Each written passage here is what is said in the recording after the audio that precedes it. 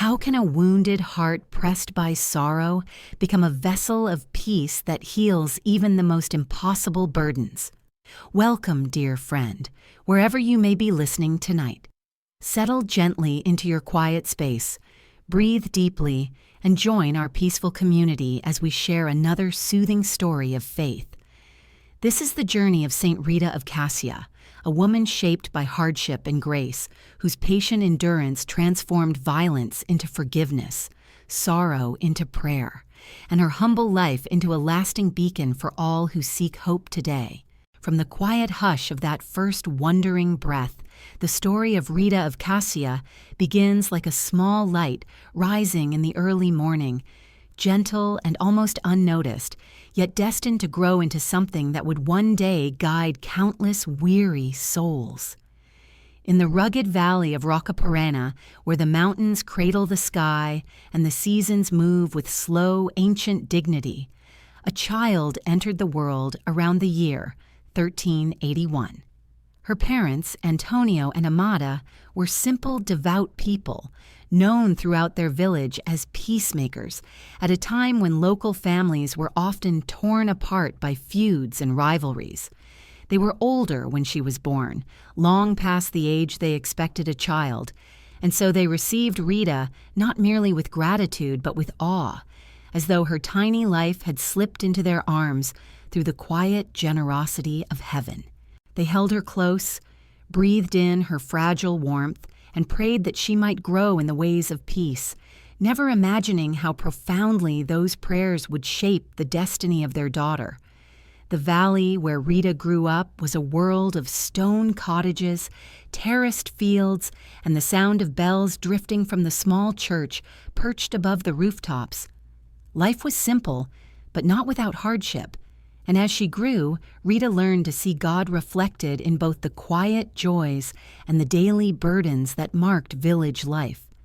Her parents taught her to pray before she could speak clearly, whispering gentle words into her ear each evening as the sun faded behind the mountains.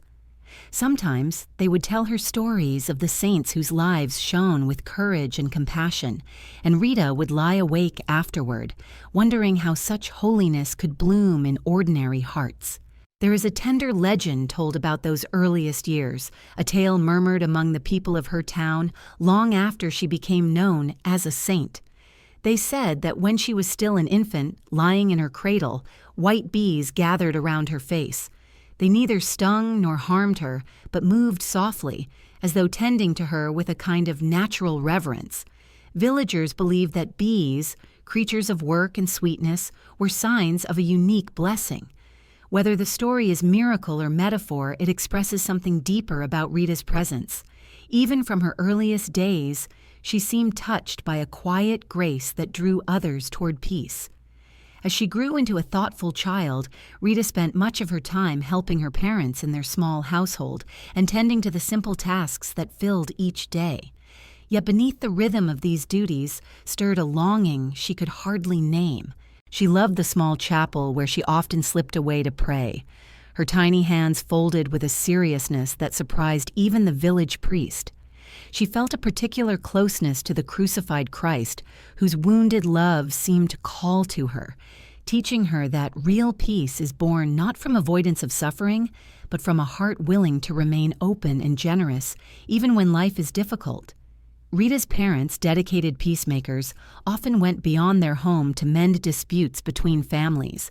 Though they never brought her into the heart of these conflicts, Rita sensed the tension that lay over the valley.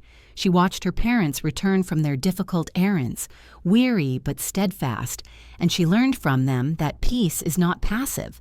It is something chosen again and again, even when it feels fragile or impossible.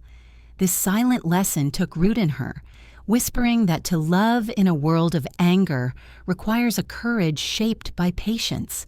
When she walked through the narrow streets or into the fields beyond the village, Rita often found joy in small, ordinary things. The rough bark of olive trees warm under her hand, the sound of water rushing over stones in the ravine, the way sunlight washed the mountains in soft gold at the end of the day.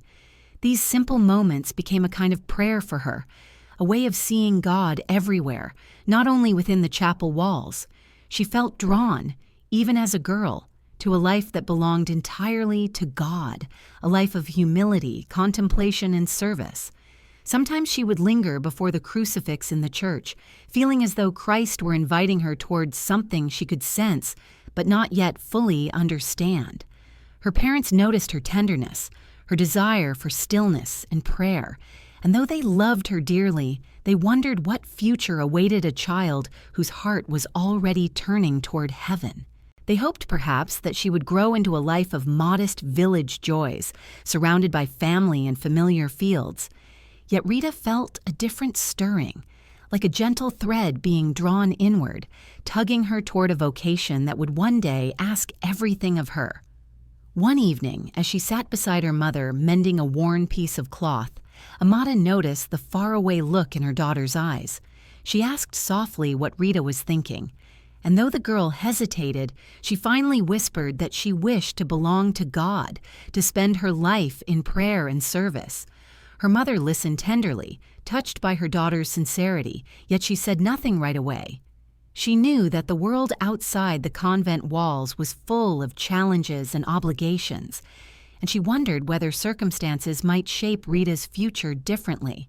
But she also sensed that her daughter's words came not from childish fancy, but from a conviction that seemed to dwell deep within her soul. Rita's childhood continued to unfold gently, marked by small acts of kindness that revealed the compassion growing quietly within her. When other children quarreled, she would step between them with a calm firmness.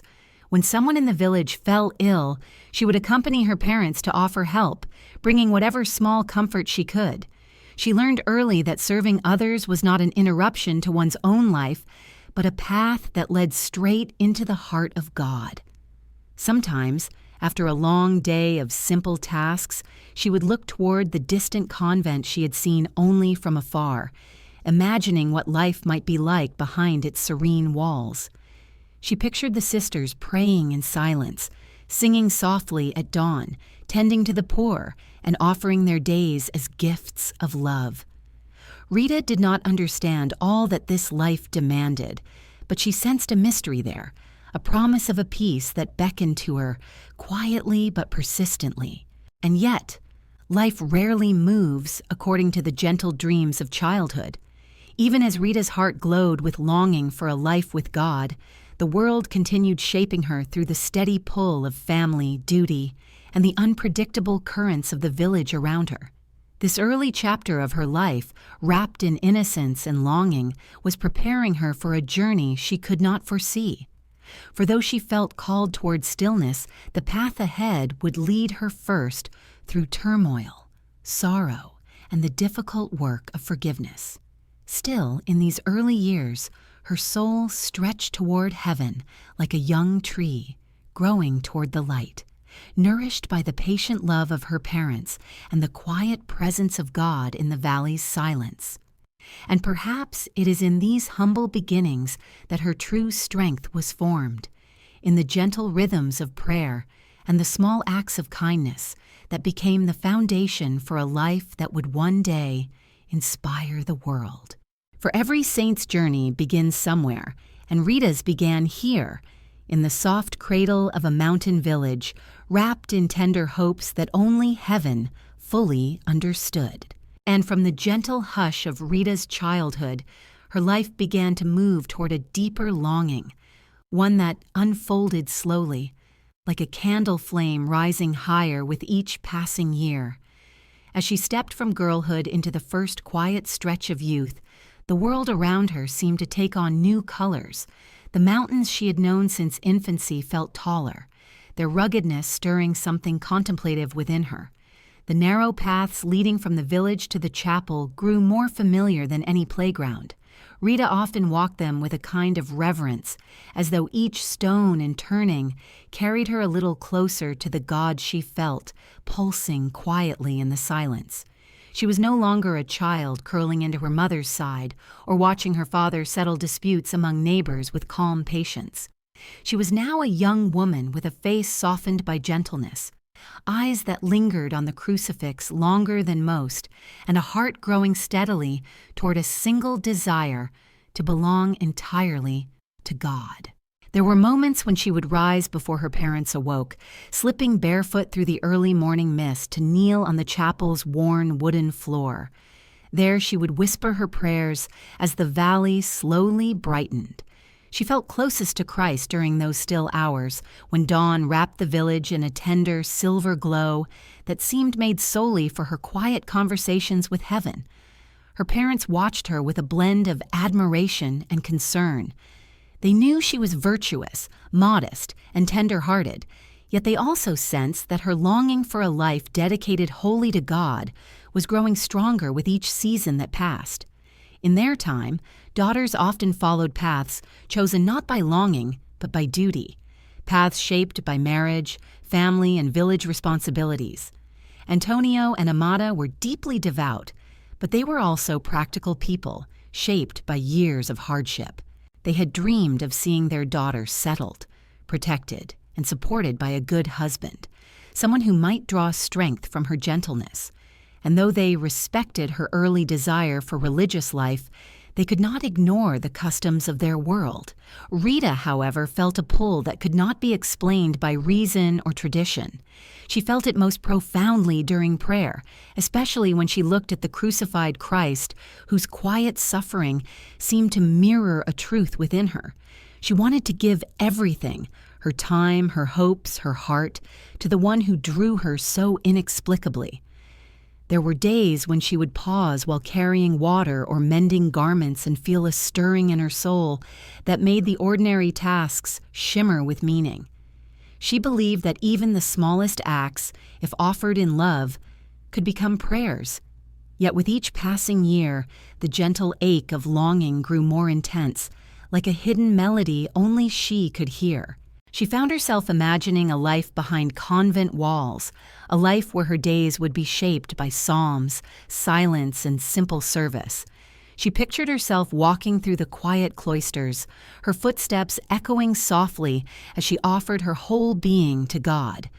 She imagined tending the sick, comforting the grieving, serving the poor, and praying for those who suffered. She wondered if this quiet sanctuary was where she truly belonged. Still, the world around her held other expectations. Families spoke of marriage for her with the natural assumption that a girl of her age would soon be promised. Women in the village murmured gently about suitors and settlements, while older relatives hinted at arrangements being considered. Rita felt a quiet pressure growing, like a tide she could not stop.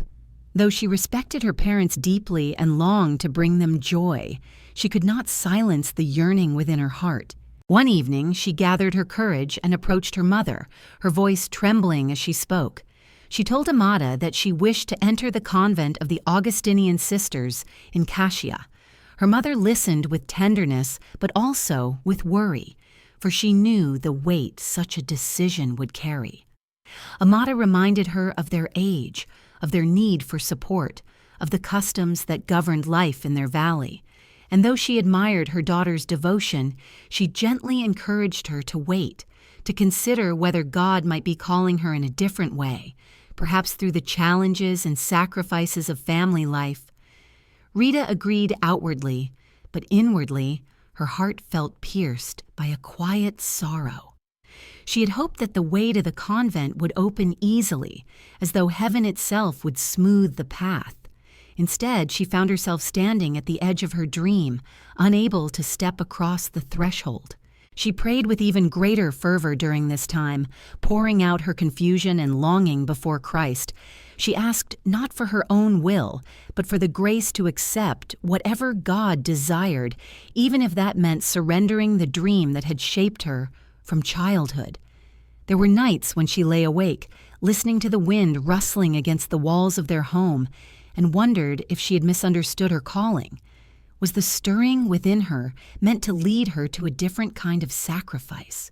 Was holiness something that could bloom in any soil, even in places she did not choose for herself? Though she did not know the answer, she trusted that God would reveal it in His time. Daily life continued around her with its usual rhythm. She helped her parents, tended to the small tasks that filled each day, and brought comfort to those who sought her gentle presence.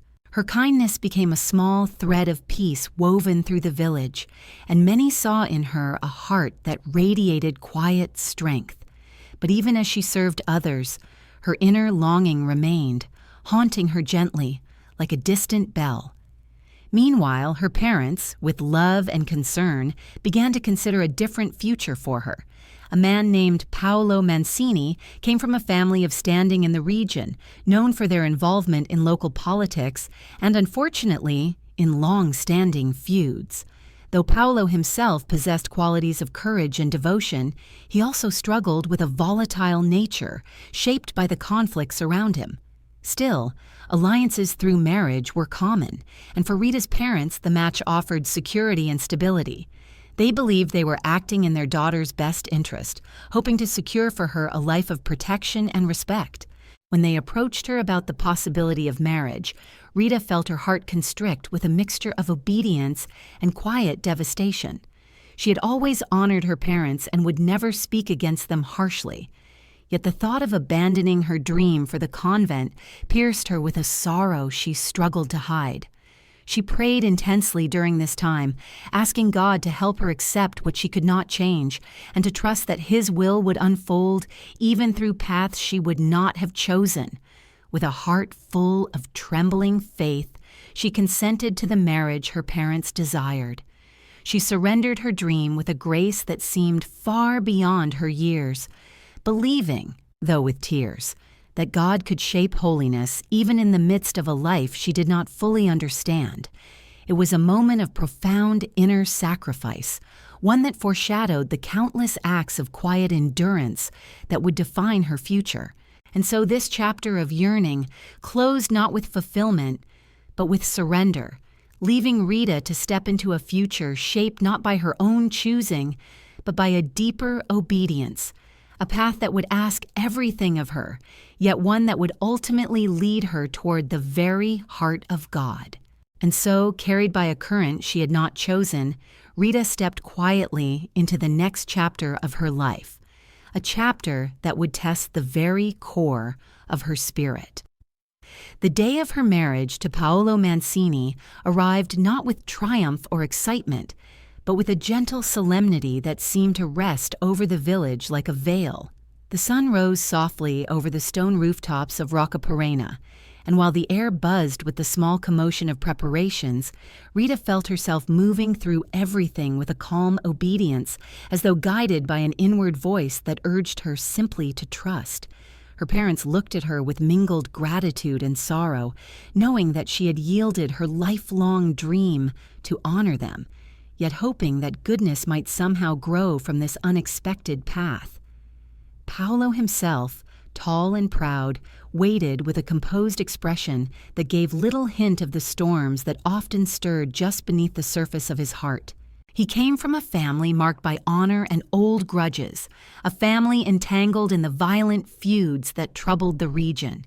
And though Paolo was known to possess courage and a certain fierce loyalty, he was also known for a temper that flared quickly, like dry tinder catching a sudden spark. Rita had sensed this even in the brief encounters before their wedding. He walked with a confident stride, spoke with conviction, and carried an intensity that made others wary. Yet she hoped, with the unguarded sincerity of a woman longing for peace, that gentleness might one day soften the restlessness she glimpsed in his eyes. The ceremony itself was simple, marked by prayers spoken with quiet reverence. As Rita knelt beside Paolo at the altar, she whispered inwardly that Christ might dwell within their home and calm whatever storms awaited them. She did not know what marriage would require of her, but she resolved to bring into it the same patience that had shaped her childhood. She tried to imagine a future in which love and understanding would grow between them, even if the soil of their union was difficult. Yet no sooner had she stepped into her life as Paolo's wife than she sensed how different it was from the peaceful rhythm she had once known. The Mancini household carried with it the shadow of long-standing animosities. Whispers of vengeance, honor, and retribution drifted through its corridors. Conversations among Paolo's relatives were often charged, heavy with implications that startled her. She noticed how their voices dropped when she entered the room, as though discussing matters she had no place hearing. She quickly learned that the world of feuds and rivalries was not just talk. It was a reality that shaped the actions of men whose pride had been wounded more than once. Paolo, who desired to uphold his family's name, felt himself pulled into these hostilities. Though he tried at first to shield Rita from them, she could see the tension building in him, tightening his features and quickening his responses. There were evenings when he returned home with a stiffness in his posture, as though bracing himself against unseen threats. Sometimes he spoke sharply, not out of cruelty, but out of the weariness that comes from living in constant agitation. Rita responded to these moments not with anger, but with a calm that surprised even her.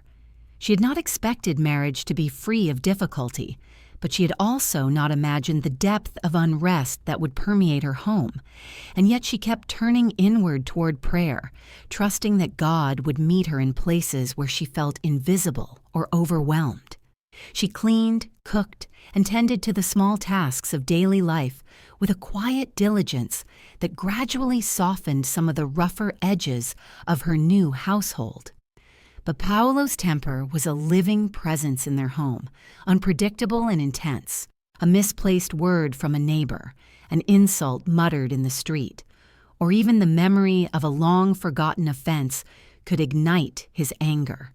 His voice would grow loud, his gestures sharp, his frustration swelling into storms that rattled the walls of their house and filled Rita with both compassion and sorrow.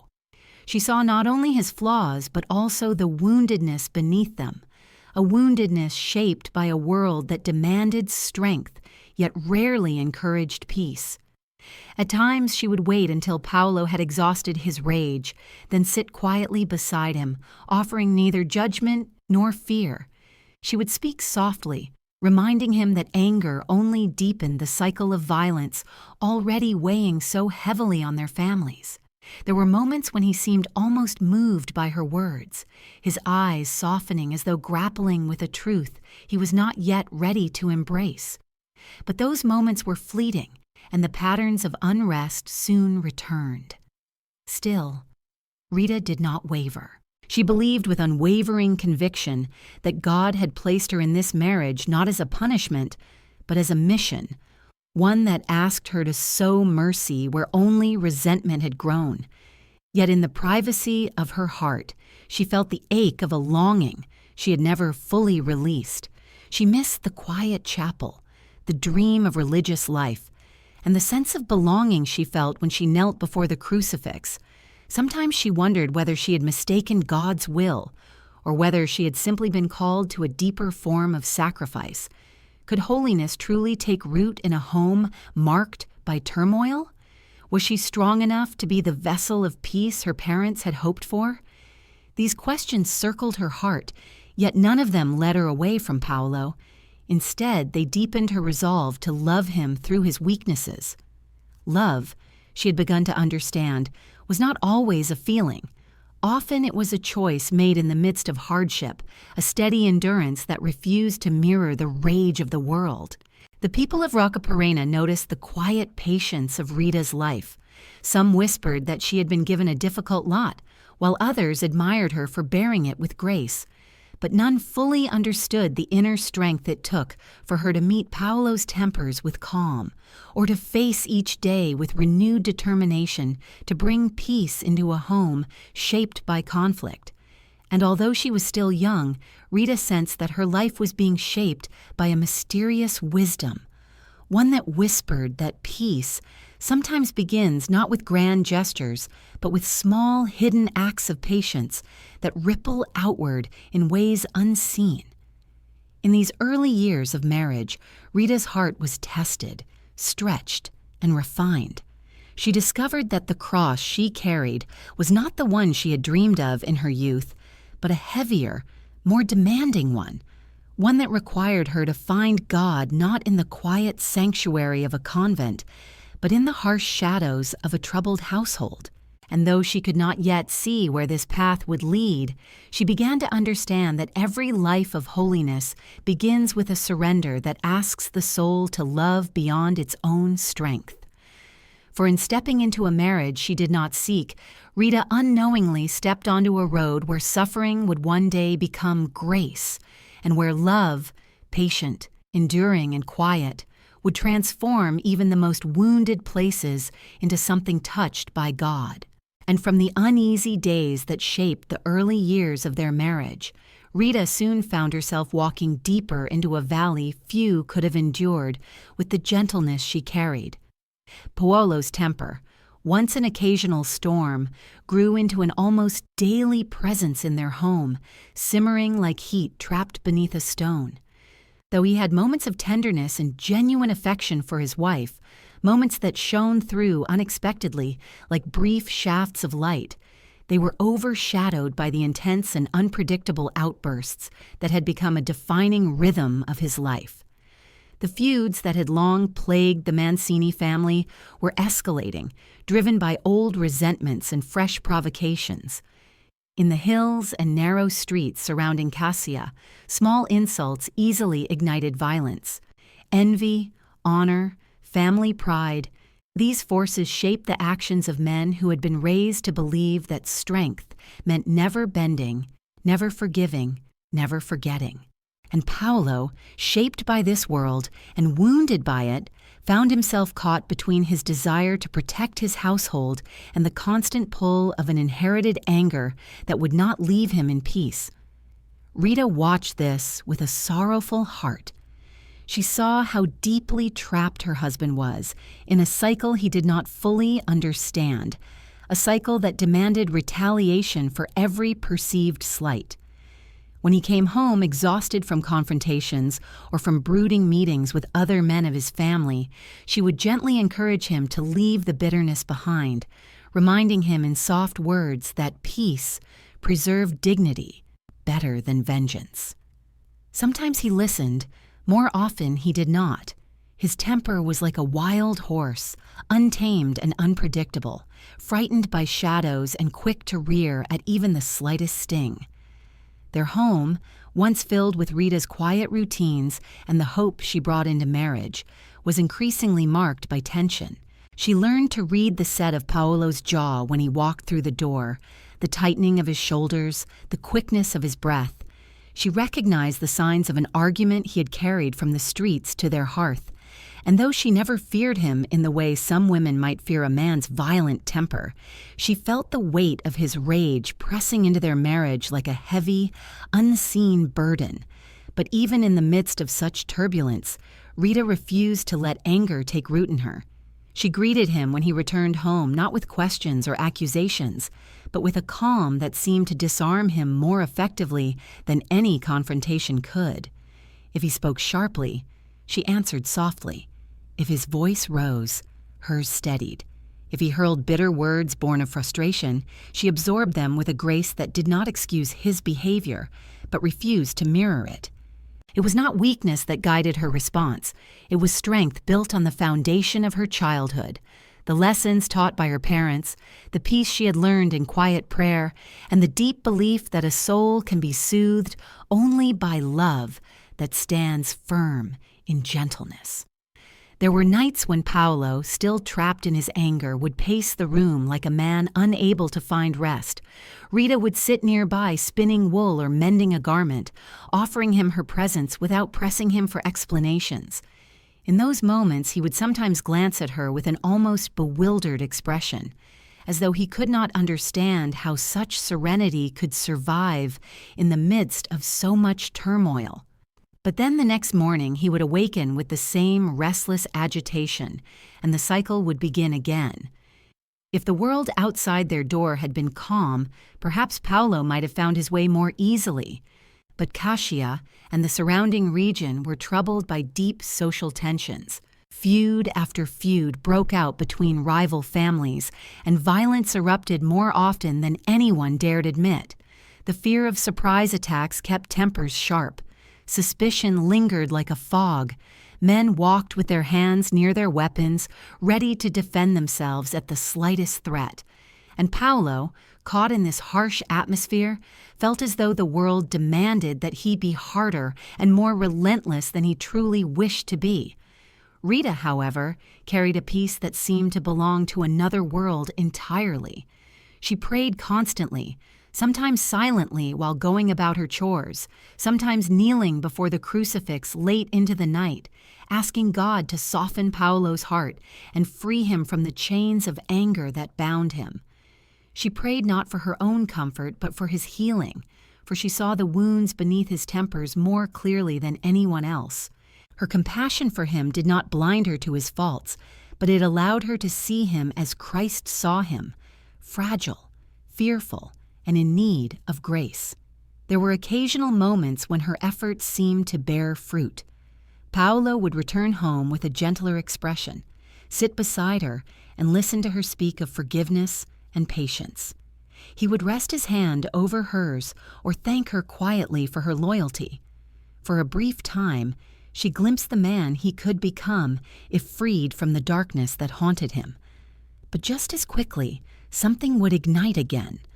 A rumor in the village, a challenge from an enemy family, an insult shouted across a narrow street, and he would be pulled once more into the violent world that shaped him.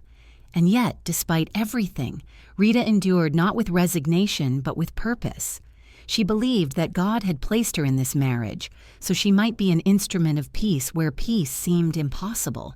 She could not abandon her husband, nor did she wish to. She loved him with a love that was not sentimental but sacrificial, a love rooted in the belief that no soul is beyond redemption.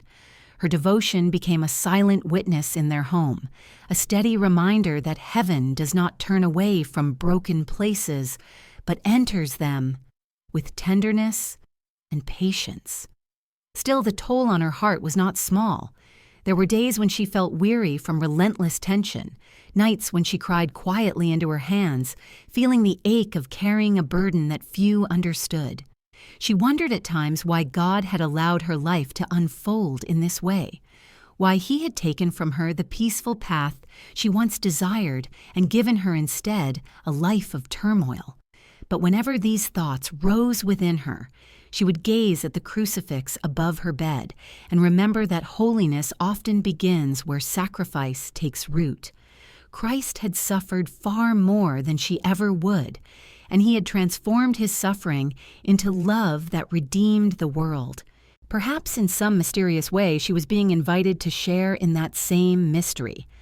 The villagers saw her patience, though few knew the depth of what she bore.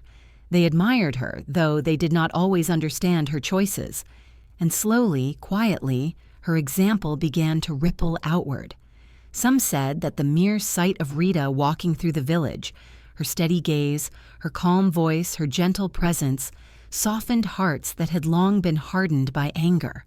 She became, without intending to, a small refuge of peace in a world that desperately needed it. And so these years unfolded, marked by storms that rose and fell, by tempests she weathered with the strength of one who trusts, not in her own power, but in God's unfailing grace. Rita did not yet know how this chapter would lead to transformation, nor how the seeds of patience she planted would one day bloom into a miracle of conversion in her husband's heart. She only knew that each day asked of her a renewed commitment to love, a love that did not rely on circumstances, but on the quiet certainty that God was with her. For the path she walked was not the one she had dreamed of as a child, but it was becoming the path through which God would shape her into the woman she was destined to be, one whose courage would be forged through suffering, and whose holiness would emerge from a life lived among anger and fury, yet never consumed by them. And from the long nights shaped by Paolo's unrest, there slowly emerged a change so delicate, so imperceptible at first, that only someone who loved him as deeply as Rita could have recognized it. It did not begin with a grand gesture or a sudden transformation, but with small hesitations in his temper, brief pauses between the rise of anger and the burst of reaction. These pauses, almost invisible to others, were to Rita as hopeful as the faintest stirring of spring beneath winter's snow. They signaled that something within Paolo's heart was loosening, softening, awakening to a possibility he had not allowed himself to imagine before. Perhaps it was the accumulation of countless nights when Rita prayed beside him. Perhaps it was the calmness he met each time he returned home, seething with rage.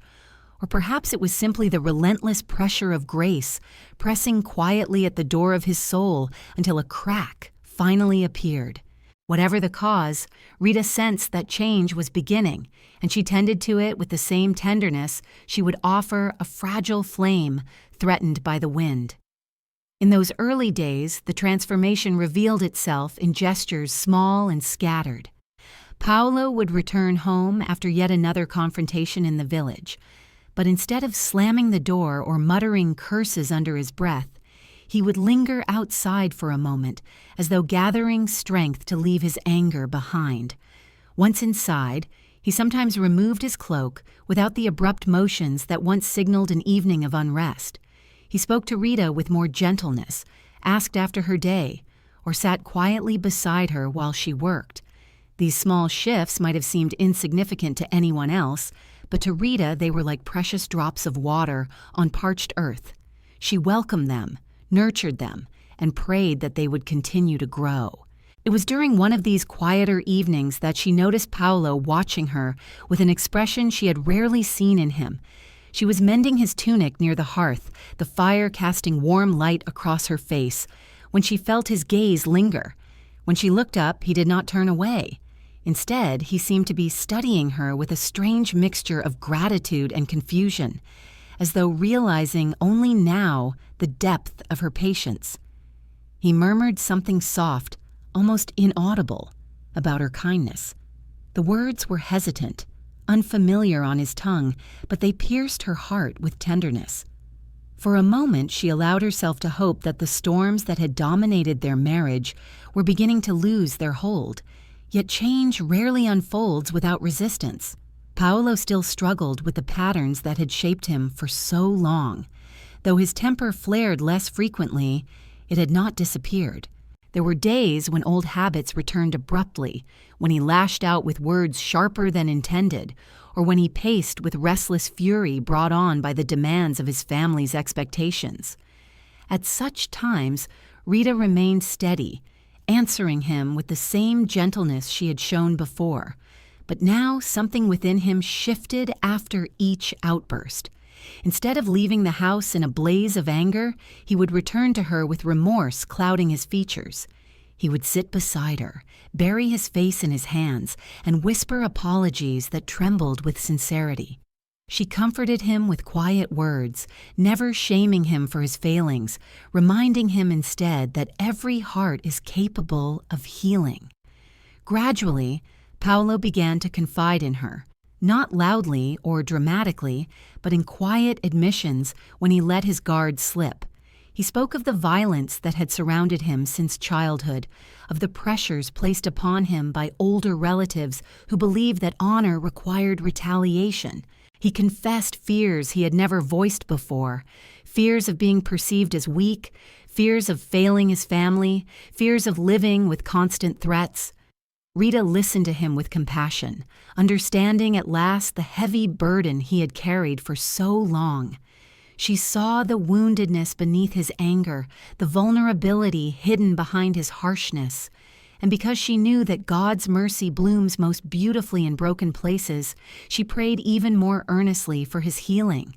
Her prayers were not passive wishes, but living, steady offerings. Each morning, before Paolo awoke, she knelt in the dim light of dawn, asking Christ to guide him. Throughout the day, her whispered petitions flowed seamlessly into her work. While kneading bread, she prayed for patience. While tending to their small home, she prayed for peace. While waiting for Paolo to return from the village, she prayed for protection and for the grace of gentleness. She carried each prayer like a small stone in her heart, building quietly the foundation of a peace Paolo could not yet see. but something within him felt the shift, even if he could not name it. He began spending more evenings at home instead of seeking refuge among the restless men who fueled his anger. He listened to Rita speak about forgiveness in a way he once dismissed. He even accompanied her to Mass more often, sitting beside her with a posture that suggested both discomfort and yearning. The words of the priest, the soft murmurs of prayer, the flickering of candles, these things stirred something in him that had long been dormant. He found himself moved by the solemnity of the liturgy, by the quiet reverence of the congregation, and by the truth he glimpsed in Rita's bowed head. Her faith was no longer simply something she possessed. It was something he felt radiating from her, steady and unchanging. One evening, after a particularly tense day in the village, Paolo returned home and sat beside Rita in silence. She sensed his turmoil but waited for him to speak. After a long pause, he turned to her, his voice heavy with emotion, and said he was tired. Tired of anger, tired of feuds, tired of being the man everyone expected him to be. He confessed that he wanted a different life, one shaped by peace rather than violence. His admission left her breathless with hope, for it was the clearest sign yet that the seeds of conversion had truly taken root. From that moment on, a gentle transformation unfolded within him. He grew more patient, more reflective, more willing to let go of insults that once provoked him. He began seeking ways to mend broken relationships, to step away from the constant cycle of retaliation. His relatives did not understand this change, but Paolo remained steady, guided by the newfound peace blossoming in his heart. Rita watched all of this with profound gratitude, marveling at the quiet power of grace. She knew the transformation was not her doing alone, but the work of God moving through her, using her presence as a vessel of mercy. And though she did not know what trials still lay ahead, she took comfort in seeing that love, patient, steadfast, and rooted in prayer, was already reshaping her husband's life. For every conversion begins with a single, softened breath, a single moment when the soul dares to imagine a different path. And for Paolo, that moment had come through the gentle persistence of the woman he had once wounded with his temper, but who continued to love him with a strength greater than anger itself. And from the slow, patient unfolding of Paolo's change, just as the first warmth of hope began to settle into Rita's heart, life turned with a swiftness that left her breathless. Grace had begun to soften him, loosening the angry knots that had bound him for so long, and for a while their home felt gentler, as though sunlight filtered through windows once clouded by storm. They spoke to each other with a tenderness that had long lain dormant, and Rita found herself quietly thanking God each night for the transformation she witnessed. Yet, as often happens in this fragile world, the peace she cherished was destined to last only a brief and precious moment before slipping from her grasp in a way she could never have foreseen. It happened on a day much like any other, a day filled with the ordinary sounds of village life.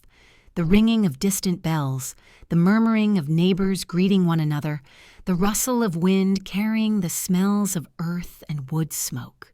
Rita had risen early to prepare the household while Paolo made plans to go into Cascia for errands and discussions about matters pressing upon his family. Though feuds had not vanished, Paolo had withdrawn from many of their entanglements in recent months, and this shift had stirred discomfort among certain men who saw his newfound peace as weakness. Rita sensed the unease surrounding him, but she trusted that his steps toward reconciliation were guided by God. Paolo, for his part, kissed her gently before leaving, promising to return before dusk. It was a small gesture, yet one that held profound meaning for her, evidence of a heart learning to love more fully. But as the day stretched toward evening, Rita sensed a heaviness in the air, a stillness that made her pause in the midst of her work. Shadows grew longer, drifting across the stone streets with an uncanny quiet. The usual rhythm of the afternoon felt unsettled. She tried to dismiss the feeling as nothing more than worry for Paolo, who had been troubled by recent conversations in the village. Yet an unspoken fear tightened within her, a fear she could neither explain nor cast aside. She knelt and prayed, asking God to guard her husband, to shelter him from whatever threats might still haunt his steps. As she prayed, the sound came, footsteps pounding against the earth, hurried, stumbling, filled with urgency. Then a voice calling her name with a tremor she had never heard from it before. One of Paolo's relatives burst into the house, breathless, his face pale as though he bore the weight of death itself. He struggled to speak, and when the words finally came, they pierced Rita's heart with a finality she could not at first comprehend. Paolo had been attacked, ambushed on the road by men determined to settle old scores. They had struck swiftly, leaving him gravely wounded. He was still alive, the man said, barely, and asking for her. Rita did not hesitate. Her legs carried her before thought could catch up, her breath coming in short, frightened bursts as she went to him. When she reached Paolo, he lay beneath the shade of an old tree, where the men who found him had placed him gently upon the ground. His cloak was soaked with blood, and his face bore the exhaustion of someone struggling to hold on to life. Yet when he saw her approaching, something softened in his expression. A peace, a gratitude, a recognition that even in this moment of terrible violence, God had granted him one last grace, the grace to see his wife before death claimed him. Rita knelt beside him, her hands trembling as she took his into her own. She felt the faint, unsteady pulse beneath his skin. She whispered his name, and he opened his eyes more fully, gazing at her as though she were the anchor holding him to the world. His breath was shallow, his voice barely more than a whisper, but he used what little strength he had to ask her forgiveness, not for one offense, but for everything, for the anger that had scarred their early years, for the harsh words, for the burdens he had placed upon her. Tears blurred her vision as she leaned closer, assuring him that she had forgiven him long ago, that she had loved him through everything, and that she loved him still. Paolo's face brightened with relief, the kind that transforms suffering into something almost gentle. He told her that the peace he had begun to feel in recent months came from her steadfast kindness, from the way she had never given up on him even when he had given up on himself. He said he wished he could have lived differently, could have offered her the life she deserved. But Rita placed her hand over his heart and told him that it was enough, more than enough, that he had turned back to God. She whispered that his repentance was a gift beyond measure, something heaven would rejoice in far more than any earthly achievement. A silence fell between them then, not heavy but tender, carrying the solemnity of a moment suspended between earth and eternity. The men who had carried Paolo there stood at a distance, respectfully giving them space, their own expressions marked by sorrow. Rita prayed softly as she held Paolo close, asking God to receive his soul with mercy and gentleness. She felt him weaken beneath her touch, his breaths growing slower, his grip on her hand loosening. In those final moments, she looked into his eyes and told him to go in peace, to rest in the embrace of the God who loved him far more deeply than either of them could understand. As the last light of day faded behind the hills, Paolo's head grew still against her shoulder. His eyes closed softly, as though surrendering to sleep. Rita felt the life leave him like a quiet sigh. She pressed her forehead against his and allowed herself to weep, not with bitterness, not with anger, but with the deep, aching sorrow of a woman who had loved faithfully through suffering and who now faced the loneliness of widowhood. Yet beneath her grief lay a faint but steady flame of hope. Paolo had died reconciled, both with her and with God. His final breath had been shaped by repentance and peace, and though violence had taken his life, it had not taken his soul. She did not rail against heaven, nor did she ask why such tragedy had befallen them. Instead, she gathered the edges of her sorrow and held them like a veil, accepting what God had allowed, even when it pierced her heart. The villagers mourned with her when she returned home with Paolo's body, for they knew the weight she carried. Some whispered that his death was the price of old feuds. Others said it was the consequence of stepping away from violence, for men trapped in rage do not easily release those who seek peace. But Rita did not dwell on such interpretations. Her only prayer was that forgiveness, not vengeance, might grow from his death. That night, as she sat beside his body, lit only by the flickering flame of a worn candle, Rita whispered prayers for the man she had loved, for the years they had shared, for the struggles they had endured, and for the transformation she had been privileged to witness before the end. She thanked God for granting Paolo the grace of reconciliation, a grace she believed had been nurtured through every silent prayer she had ever offered, and with her heart aching, yet strangely at peace, she understood that her life had now turned onto a new path, one of deep grief but also of quiet trust. For God's hand had not abandoned her. It had only begun to lead her toward a destiny she could not yet imagine, a destiny shaped not by the violence that had stolen her husband, but by the mercy that had redeemed him in his final hour. And from the sorrowful stillness that followed Paolo's death, Rita stepped into a chapter of life marked by a heavier cross than any she had carried before. Though she had long endured the burden of her husband's temper, and though she had prayed through nights shaped by anger and unrest, nothing could fully prepare her for the vast quiet that descended upon the household after his passing. Widowhood came not as a moment, but as a lingering shadow, stretching across every corner of her home. The simple tasks she once tended with purposeful calm now echoed with absence. The familiar sound of Paolo's footsteps no longer stirred the air. His cloak no longer hung by the door. Even the spaces where they had sat together in those last tender months felt like fragile relics of a hope cut short. And yet, within her grief lay a seed of consolation, the knowledge that Paolo had died reconciled, that his final breath had been shaped by repentance and peace. This knowledge sustained her more than food or rest, for it reminded her that God's mercy had touched her marriage in the very place where human strength had failed. But grief rarely travels alone. It often arrives with companions more unsettling than sorrow itself. And for Rita, those companions took the form of two growing sons whose hearts were beginning to stir with dangerous intentions. They had adored their father, admired his strength, and absorbed more from the violent world around them than Rita had ever realized. Though they were still young, old enough to understand the weight of their father's death, yet too young to grasp the consequences of revenge, their minds brimmed with a desire that chilled her, the desire to avenge Paolo.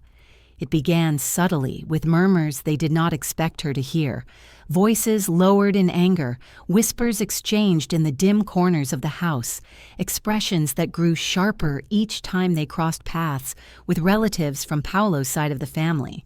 They heard talk of honor, of unfinished business, of settling the score with those who had ambushed their father on the road. Although no one openly encouraged them to take up arms, the unspoken expectation lingered heavily in the air. The community's old habits, so deeply ingrained, now pressed upon her sons as though vengeance were a natural inheritance rather than a poison.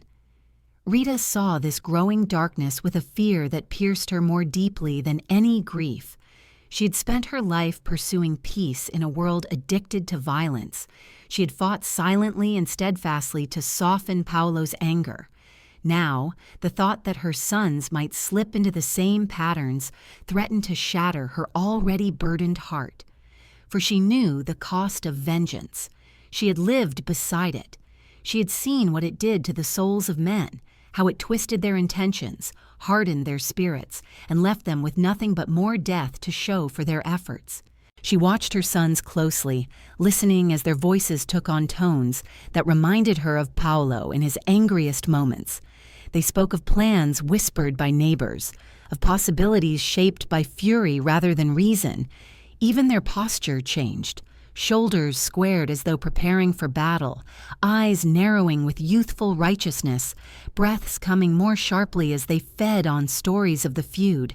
They wanted justice, but the justice they imagined was not God's. It was the justice of the world, the justice of blood answering blood. At first, Rita tried to reason with them gently. She reminded them of their father's final hours, of his repentance, of the way he had sought peace in the months before his death. She told them that to avenge his death would dishonor the very transformation he had undergone. But grief can harden young hearts, especially when guided by the echo of adult bitterness. The boys heard her words, yet felt them like stones thrown against walls they had already begun to build around their spirits. They insisted that their father deserved justice, that his killers could not be allowed to roam free. Some nights Rita heard them whispering long after she had retired, their voices tense with plans that made her stomach tighten with dread. The pressure weighed heavily upon her. In her private prayers, she poured herself out before God, asking for wisdom, for strength, for the grace to guide her sons away from destruction. She prayed that their hearts would soften, that they would listen, that they would understand that vengeance leads only to more grief. But as the days wore on, she realized with growing desperation that her words alone might not be enough to save them from themselves. The more she prayed, the more clearly she saw the terrible truth. If her sons pursued vengeance, they would place their souls at risk. They might become murderers, and if they did, their eternal salvation, something she valued far more than their earthly lives, would hang in the balance. It was then, in a moment of anguished clarity, that she understood the depth of the cross God now asked her to carry. She had surrendered her dream of the convent for her parents. She had endured a difficult marriage with patience. She had witnessed her husband's violent death with heartbreaking grace. But now God asked something still harder, to entrust her sons entirely to him, even if the path he chose for them would be one that shattered her mother's heart. Her prayers shifted. She no longer asked simply that her sons turn away from vengeance. She asked God to protect their souls at any cost, even if it meant that their earthly lives would be cut short before they could commit the sins they were increasingly inclined toward. This was not a prayer born of despair or hopelessness. It was born of fierce sacrificial love, love that placed their eternal good above every earthly desire. She prayed not for punishment, but for prevention, for mercy that might come in ways she could neither predict nor control.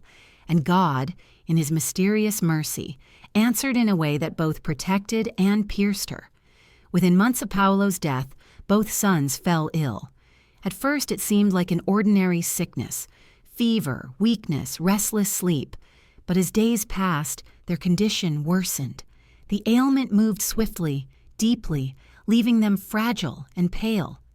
Rita tended to them with all the tenderness of a mother whose heart had known too much sorrow already. She prayed beside their beds, cooling their foreheads, whispering scripture and comforting words. She begged God not for healing, but for holiness, holiness that would keep their souls safe. The boys, weakened by illness, no longer spoke of vengeance. Their anger melted into vulnerability. They looked to their mother with trust, leaning on her prayers as their strength faded. And though Rita's heart broke with every labored breath they took, she sensed that God was protecting them in the only way that heaven sometimes can, by calling them to himself before sin could stain their souls. When they died, one after the other, Rita felt a sorrow deeper than anything she had ever known. It was a grief that emptied her, that left her kneeling on the floor as though she could not bear the weight of her own body. Yet woven through the pain was a thread of peace, a peace born of knowing that her sons had been spared a far more terrible fate. Their bodies rested in the earth beside their father, but their souls rested in the mercy of God. And in this sorrowful chapter, Rita glimpsed once more the strange, unwavering truth that had guided her life from the beginning, that God's ways, though often incomprehensible, are always shaped by love. Love that transforms suffering into grace. Love that protects even through loss. Love that carries a mother through the darkest valleys toward a destiny she could not yet see. And from the aching silence that followed the death of her sons, Rita entered a landscape of grief so profound that it seemed at times she moved through the world as one, walking through a shadow. The house that had once echoed with Paolo's heavy steps and her son's youthful voices now felt like a hollow shell. Its rooms, once warmed by daily tasks and familiar conversation, seemed stripped of sound and color. She would rise each morning to tend to the same duties she had always performed, yet the absence of those she loved pressed upon her like a weight she could not set down. The air carried memories of laughter and quarrels, of prayers whispered over sickbeds, of hopes that had blossomed briefly before being carried away by illness. Still, beneath this crushing sorrow lived a quiet certainty she could not deny, a conviction that God's mercy, though terrible to behold, had spared her sons from a far darker fate. It was this conviction alone that held her steady during nights when tears soaked her pillow and during days when her heart ached with the sharp clarity of loss. In the first weeks after their passing, villagers visited often, offering condolences with the gentle awkwardness of those who witnessed a grief too vast to touch. Some brought bread or fruit, others offered to help with chores, and a few simply sat with her in silence, acknowledging the depth of her suffering without attempting to heal what could not yet be healed. Many spoke of her sons as good boys, strong and proud, repeating stories that painted them as young men taken too soon. Others whispered with more hushed voices, wondering aloud if their deaths were punishment for Paolo's violent life or a consequence of the old feud. But Rita paid these rumors no mind. Her grief was sacred ground, not a topic for speculation, and she guarded it with the quiet dignity she had carried throughout her life. Her prayers during this time were different from any she had offered before. They were not filled with the hopeful petitions that had once shaped her conversations with God. Instead, they were woven from raw honesty and quiet surrender. She spoke to God of her sorrow, her confusion, her loneliness. She asked Him to help her accept the mysterious ways in which He sanctifies His children. She acknowledged that she had asked for her sons' souls to be protected above all else, even at the cost of their earthly lives. But she also confessed the agony of living with the answer to that prayer. Her words were not accusations, but offerings of a mother's broken heart placed gently into the hands of a God she trusted even when she did not understand.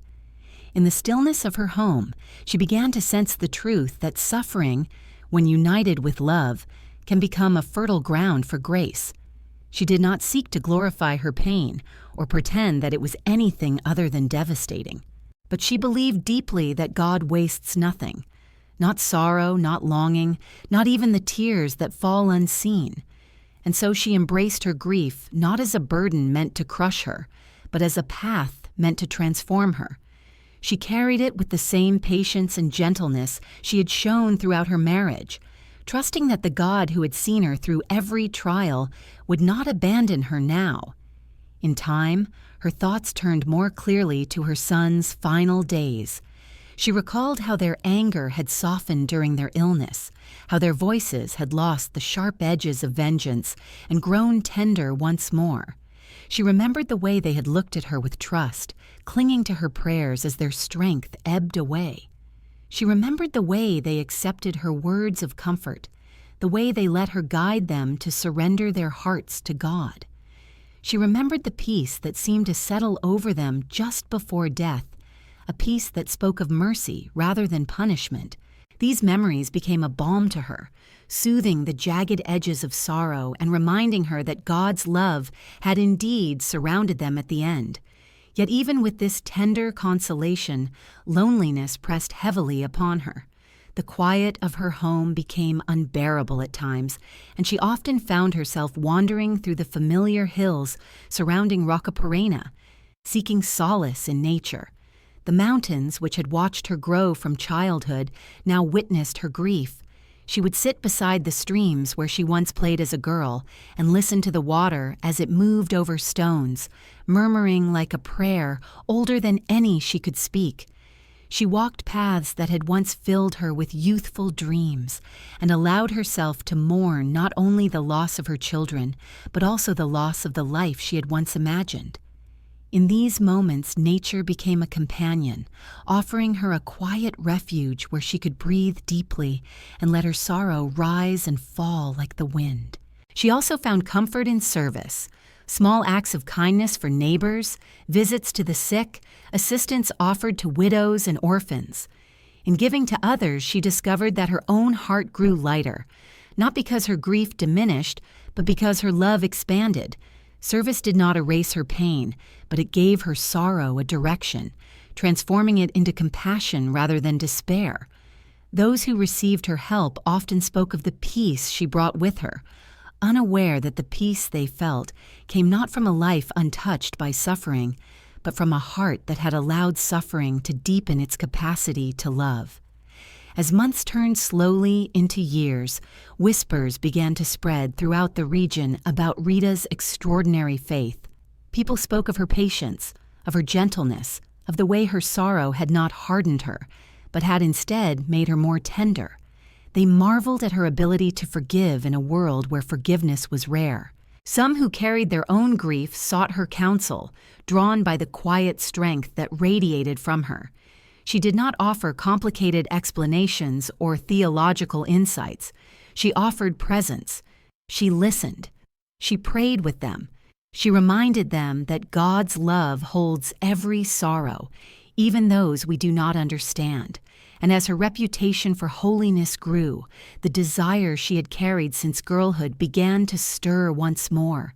The longing for the convent, that sacred dream she had surrendered out of obedience, returned with a new depth.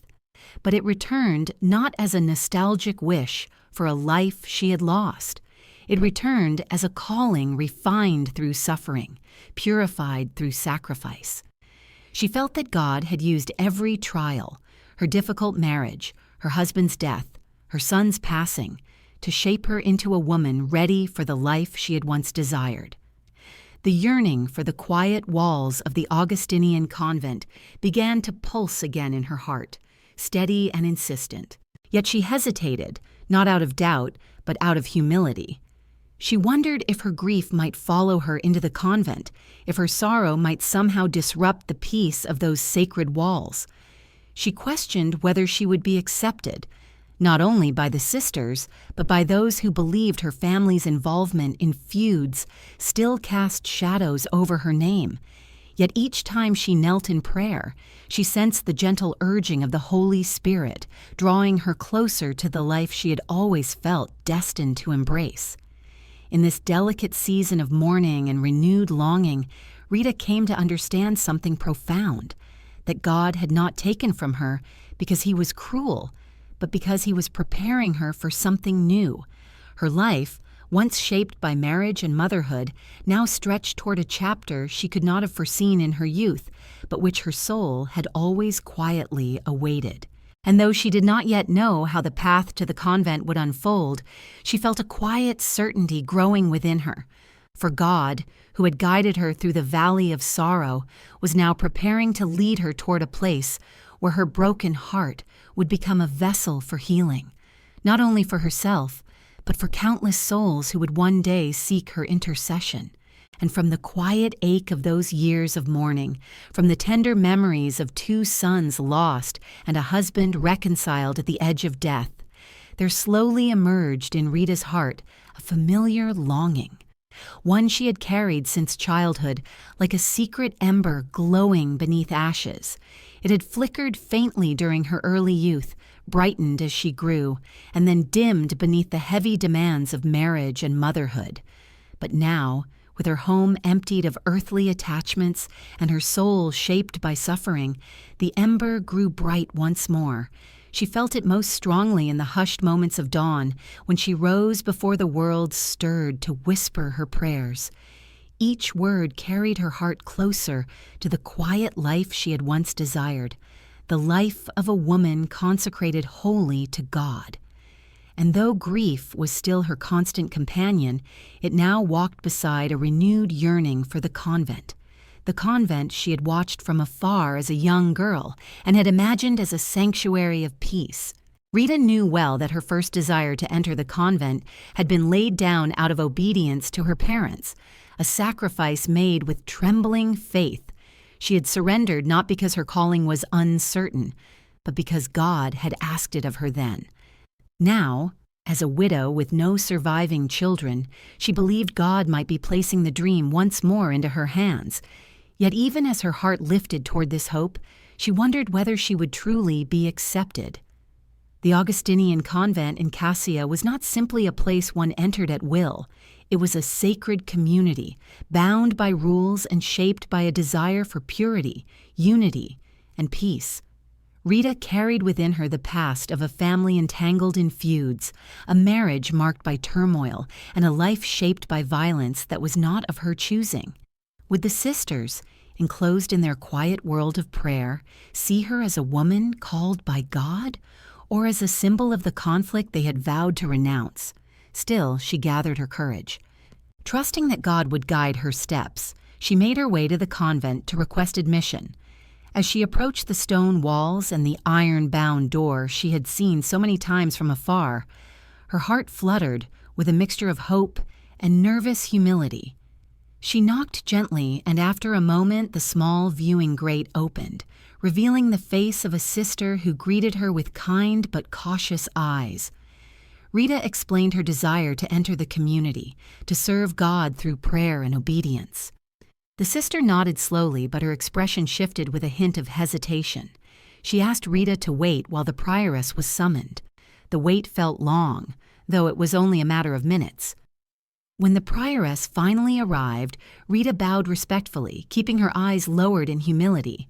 The prioress listened, her voice calm but firm, as Rita shared her story.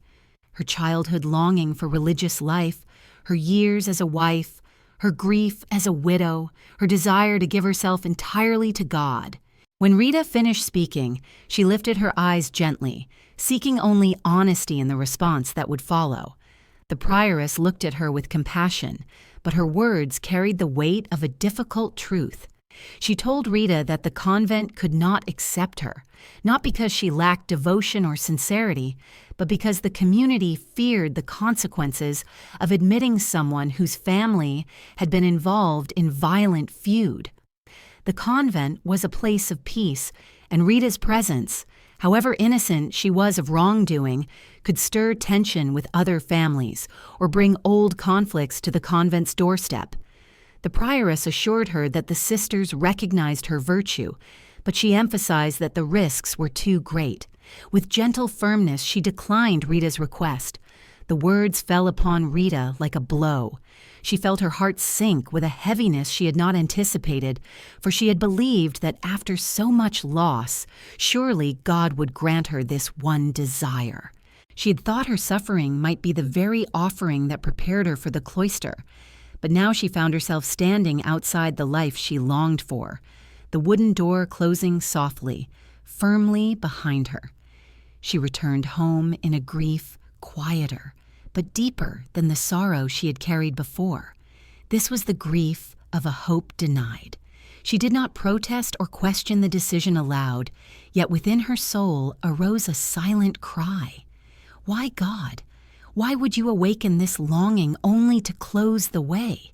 But even in this moment of pain, she did not allow her heart to harden. Instead, she knelt before her crucifix that evening and laid her sorrow at the feet of Christ, trusting him even when his path seemed hidden. Yet God, who often tests the heart before revealing his answer, was preparing a miracle, one whispered through the centuries as a sign of his mysterious, tender providence. Not long after her first refusal, Rita sought the prioress again, hoping that perhaps time or conversation might soften the sister's concerns. But the answer was unchanged. She could not be admitted. A second attempt likewise ended in gentle refusal. The prioress admired her virtue but insisted that the convent must remain free from all associations with violence. Still, Rita did not give up. The longing within her did not fade but grew more resolute, more prayerful. She asked God to show her what she could not accomplish alone. Then one night, as the story is told, something extraordinary occurred, something that would be remembered as one of the most gentle yet powerful miracles of her life. After a night of fervent prayer, during which she poured out her longing and sorrow before God, she fell asleep. And while the village lay in quiet darkness, something beyond human understanding unfolded. Saints, some say St. Augustine, some say St. John the Baptist, and others say her beloved patrons from the valley came to her in a vision and lifted her from her home, carrying her across the steep cliffs and narrow paths that led to the convent. When she awoke, she found herself not in her small room, not on the streets of Roccaporena, but inside the locked convent courtyard.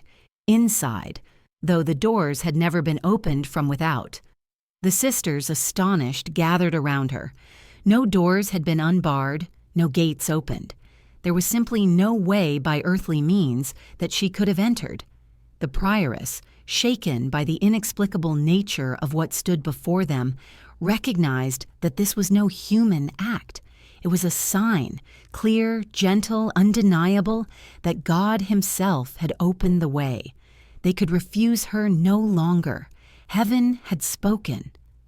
The prioress approached Rita with tearful humility and accepted her into the community. The sisters embraced her with warmth, recognizing that her suffering, her patience, and her unwavering trust had prepared her for the life she was now permitted to enter. And Rita, overwhelmed with gratitude, bowed low, whispering thanks to the God who had carried her, not only through the physical gates of the convent, but through the darkest valleys of her life. In this moment she understood that God's timing, though mysterious, had been perfect. When all earthly doors had closed, heaven had opened its own. And from the miraculous night when heaven itself opened the way, Rita stepped quietly into the sanctuary she had longed for since childhood, her heart trembling with gratitude as she crossed the threshold of the Augustinian convent. The moment she entered, she felt a profound stillness settle over her, a stillness unlike anything she had ever known, even in her most intimate hours of prayer. It was as though the peace she had pursued throughout her earthly struggles finally breathed upon her, enveloping her in a gentle embrace that soothed the raw edges of her grief. The convent walls, weathered by centuries of whispered hymns and silent sacrifices, welcomed her like an old, patient friend. Here, within this cloistered world, the echoes of feuds and sorrow faded, replaced by the rhythmic pulse of a life ordered wholly toward God. And Rita, carrying the marks of suffering that had shaped her, felt herself entering not merely a building, but the very heart of her vocation. Her days soon took on the quiet rhythm of religious life, a rhythm that felt at once new and strangely familiar. The bell rang in the early dawn, calling the sisters from sleep into the chapel, where flickering candlelight softened the darkness, and the first prayers of the day rose like incense. The chanting of psalms, slow and deliberate, washed over Rita with a tenderness that reached deep into her spirit.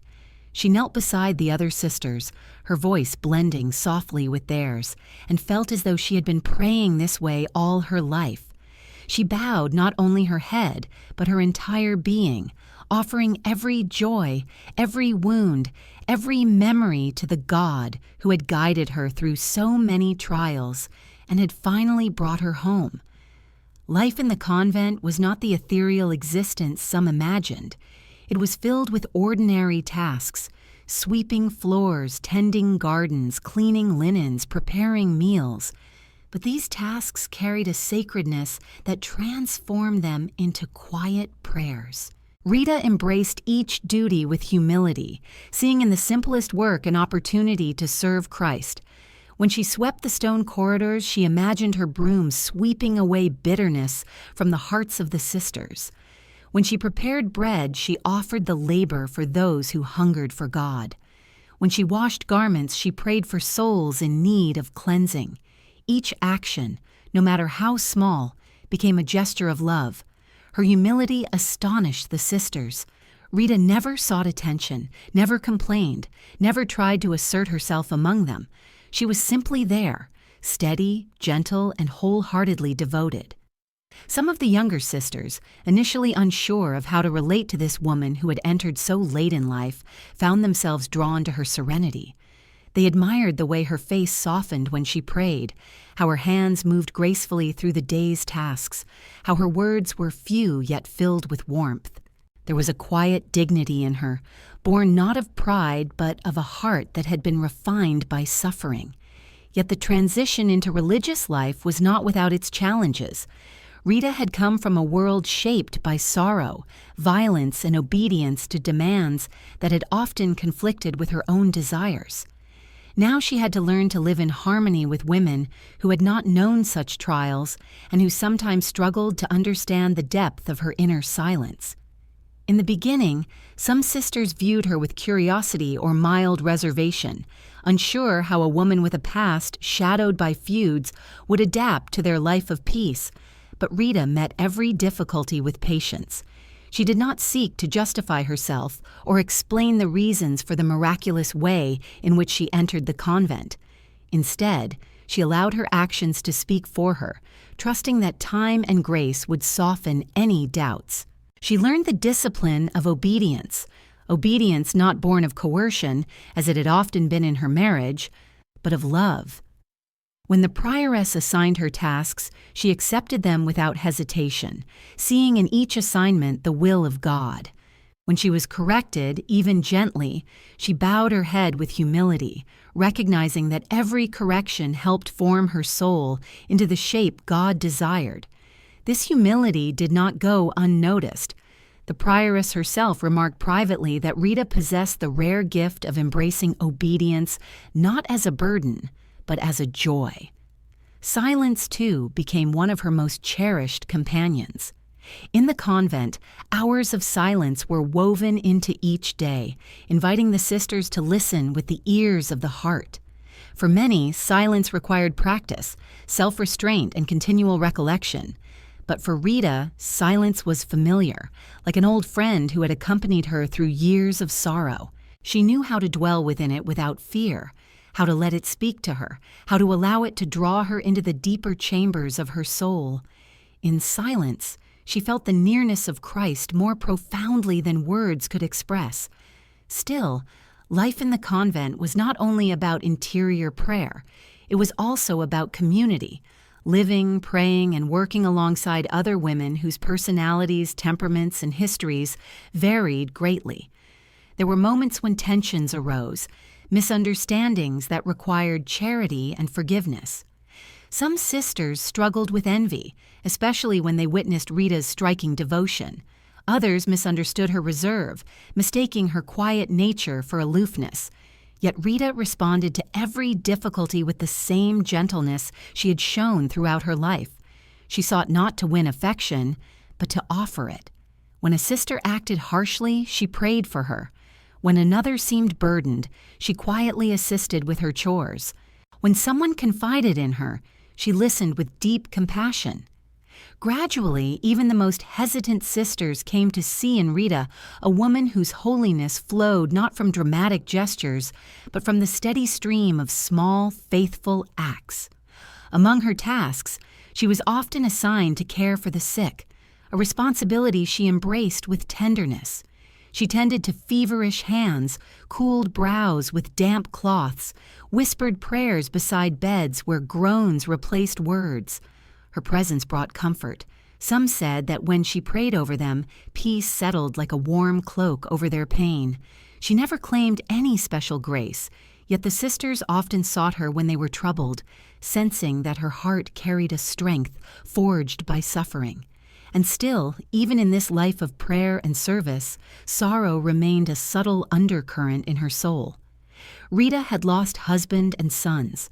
No amount of prayer could entirely erase those memories.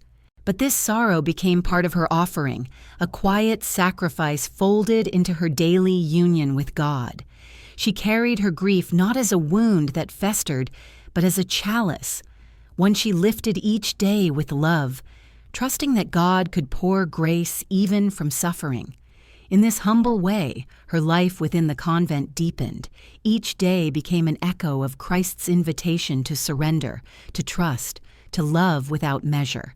And though she did not yet know it, her soul was being prepared for a miracle far greater than any she had ever imagined, an intimacy with the suffering Christ that would mark her forever. For holiness often grows not in dramatic acts, but in the steady, unseen fidelity of a heart wholly surrendered to God.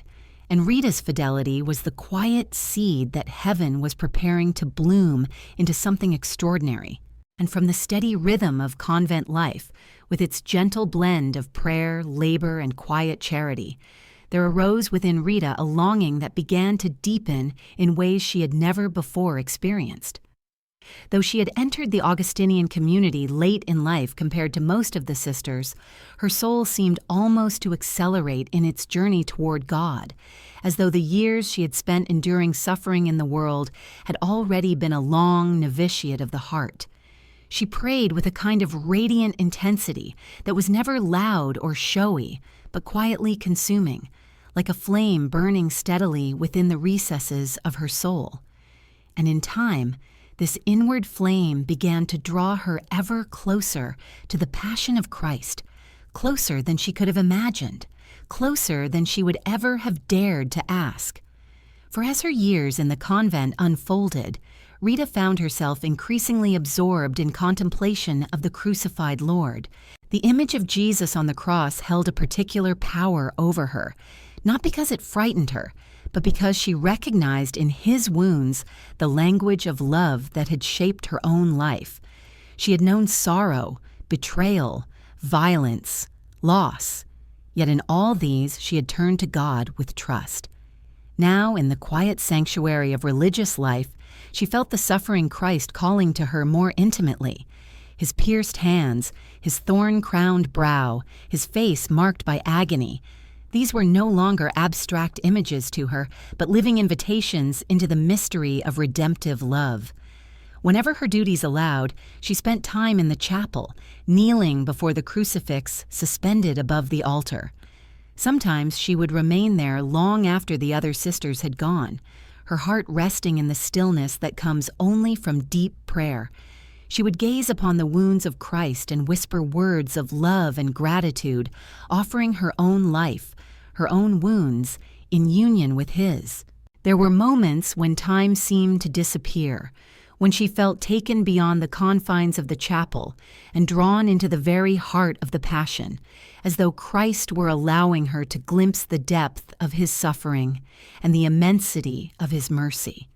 It was during one such season of contemplation that a profound turning point occurred in Rita's spiritual journey, one that would forever mark her life and lead countless generations to speak of her with awe. As Lent approached 1 year, she felt herself drawn with even greater intensity to the mystery of Christ's sacrifice.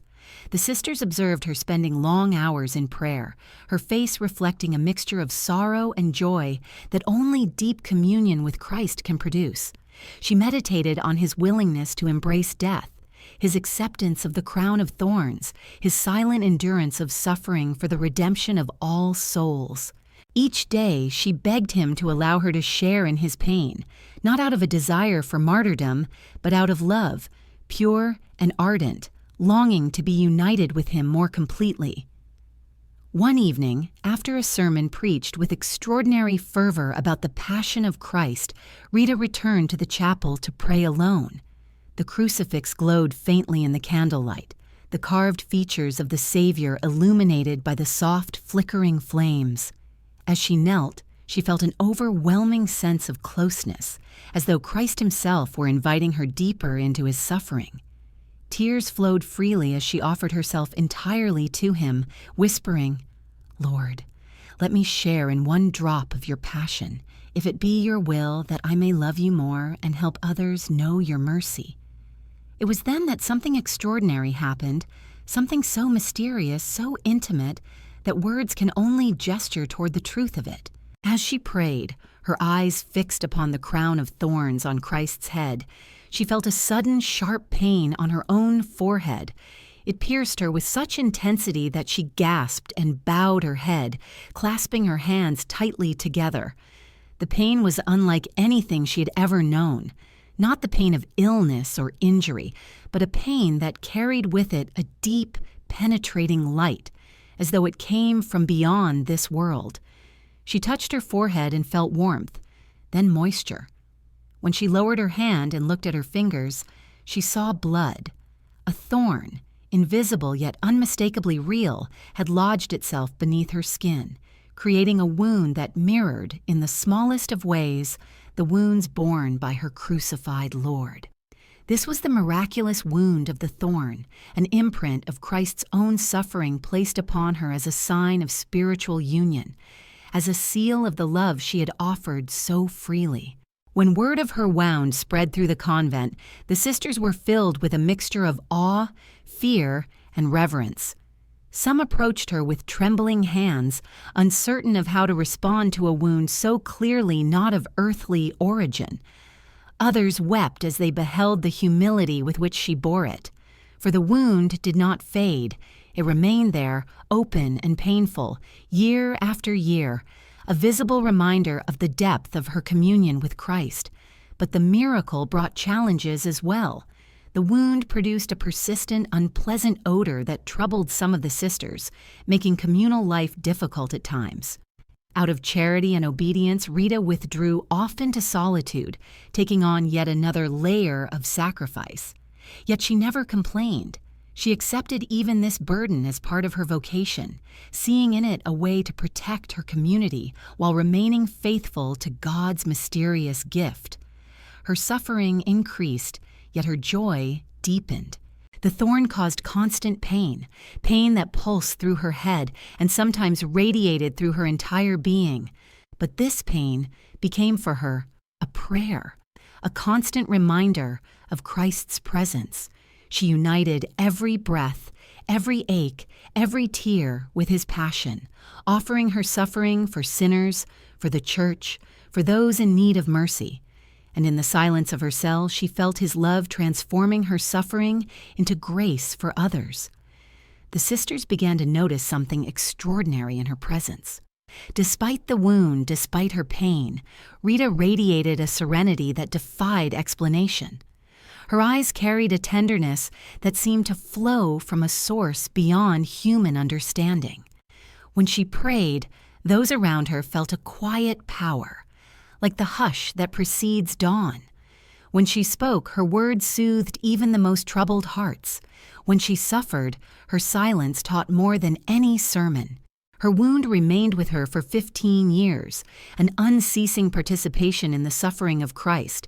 And through those years, Rita grew ever deeper in holiness, her life becoming a testament to the truth that love, when united with sacrifice, becomes a channel of divine grace. For in the thorn she bore, she discovered not only the suffering of Christ, but the unfathomable tenderness of his love, a love that would soon blossom into miracles beyond anything the sisters could imagine. And from the moment the mysterious thorn took its place upon Rita's forehead, life within the cloister transformed into an even deeper pilgrimage of surrender. The wound that had blossomed during her prayer became not a fleeting grace, but a constant companion, one that shaped every hour of her day and night. Its pain, sharp and unrelenting, never left her, not in prayer, not in the communal silence, not in the labor that filled their days. And yet this unceasing suffering did not cast her into despair, nor did it harden her spirit. Instead, it seemed to pour into her a gentleness so profound that the sisters often whispered among themselves that she had become like a living sanctuary, a place where the presence of Christ rested with a surprising sweetness. For though her pain was immense, her love grew greater still. Each time the wound throbbed, she offered her suffering to God, offered it for those who had no one to pray for them, for the souls wandering lost in sin, for the poor families burdened by feuds, for widows and orphans, for those dying alone, and for those who carried secret wounds no one else could see. She had known the weight of pain and the solace of faith. Now she allowed her own suffering to become a bridge through which grace might flow toward others. The sisters, moved by her endurance, often sought her prayers. They came to her quietly, sometimes sitting beside her without words, simply letting her calm presence reassure them. Others would speak of heartaches or worries they could not voice elsewhere. Rita, even in her weakness, listened with compassion, never turning anyone away. She would place her frail hand on theirs and whisper that Christ carried every burden alongside them. Her voice was soft, but the sincerity within it was like a lantern in the darkness. As time passed, the wound deepened. It remained open, a perpetual mark of Christ's passion, etched into her flesh. The discomfort it caused would have easily broken a lesser heart, but Rita did not shrink from it. She saw in it not a cruel punishment, but a blessing. In her prayers, she often thanked God for allowing her to share, even in the smallest measure, in the suffering of the one who had redeemed her. And though the wound gave off an odor so strong that some sisters struggled to remain near her for long periods, she never took offense or allowed herself to grow self-conscious. Instead, she accepted it as another layer of sacrifice, a reminder that true love sometimes calls a soul into difficult and hidden places. Her health began to weaken during these years. Frequent headaches, bouts of fever, and a general frailty slowly overtook her once sturdy frame. The thorn wound drained her strength day after day, and the community's confessor occasionally urged her to rest more. Yet she always returned to her duties with quiet determination. She often said that as long as she could lift her hands to help or fold them in prayer, she wished to serve. Not all her service was physical. As her body weakened, her spiritual strength seemed to blossom into something radiant. Many in the surrounding villages began hearing whispers about the holy sister bearing a miraculous wound. Word spread that her prayers carried a special power, that people who approached her with faith experienced unexpected peace or healing. Mothers brought sick children to the convent gate, begging the sisters to ask Rita to pray. Farmers, weighed down by poor harvests or heavy losses, traveled miles to request her intercession. Some came only to see her with their own eyes, curious whether the tales of her sanctity were exaggerated. Yet when they encountered her, frail, pale, often trembling with pain, they found themselves touched by a tenderness that nudged their hearts toward repentance or gratitude. Rita never sought recognition. In fact, she often encouraged the sisters to downplay her presence, insisting that all grace flowed from God alone. But even as she tried to retreat deeper into humility, heaven continued to work through her. There were stories of feuds ended after families sought her prayers, stories of sick children recovering after being commended to her intercession, stories of hardened hearts softening when they heard her speak of God's love. These stories were not shouted loudly across the land, nor were they written down. They lived quietly in the hearts of the people who had experienced them, like seeds planted in secret soil. Inside the convent, Rita's influence grew as well. She became a gentle guide to the younger sisters, teaching not through lectures, but through example. She taught them how to suffer without bitterness, how to listen with their whole hearts, how to forgive without expecting return, and how to let silence become a teacher rather than a burden. Some sisters found themselves changed simply by spending time near her cell, where the soft murmur of her prayers drifted into the hallway like a balm. Others would later say that being near Rita felt like being near the very heartbeat of God.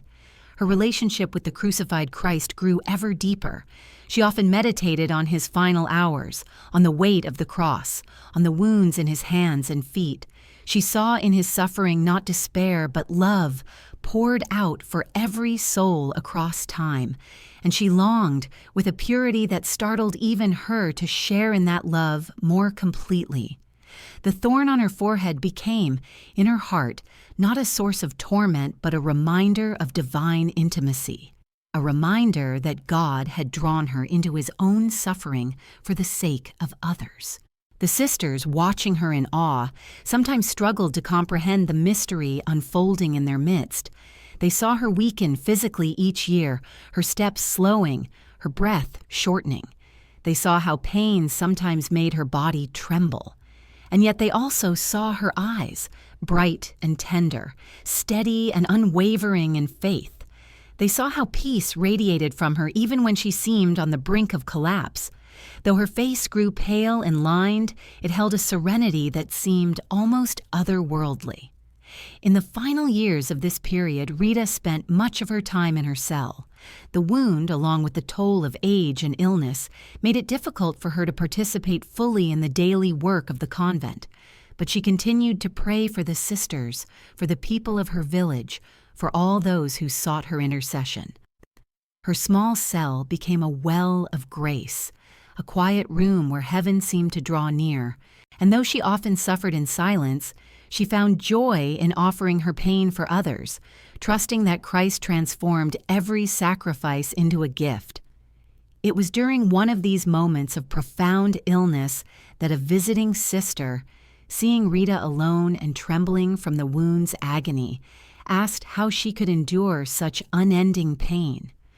Rita smiled faintly and whispered that when one loves Christ with all the heart, even suffering becomes sweet, because it unites the soul with the one who suffered for love of the world. These quiet words spread through the convent like a gentle breeze, reminding the sisters that holiness was not the absence of suffering, but the ability to love God through it.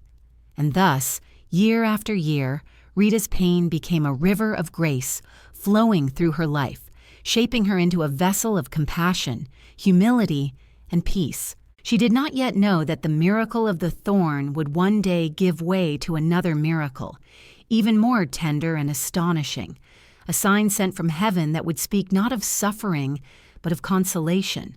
For the God who had allowed her to share in his passion was soon to reveal to her a glimpse of his resurrection's sweetness, a gift in the form of the smallest, most unexpected blossom. And from those long years of unbroken suffering, those years when the thorn pressed into Rita's brow like a constant whisper of the passion, there emerged a new season in her life. A season marked not by the deepening of pain, but by the tender unfolding of divine consolation. Her body, weakened by the unrelenting wound and the passing of time, began to fail her slowly.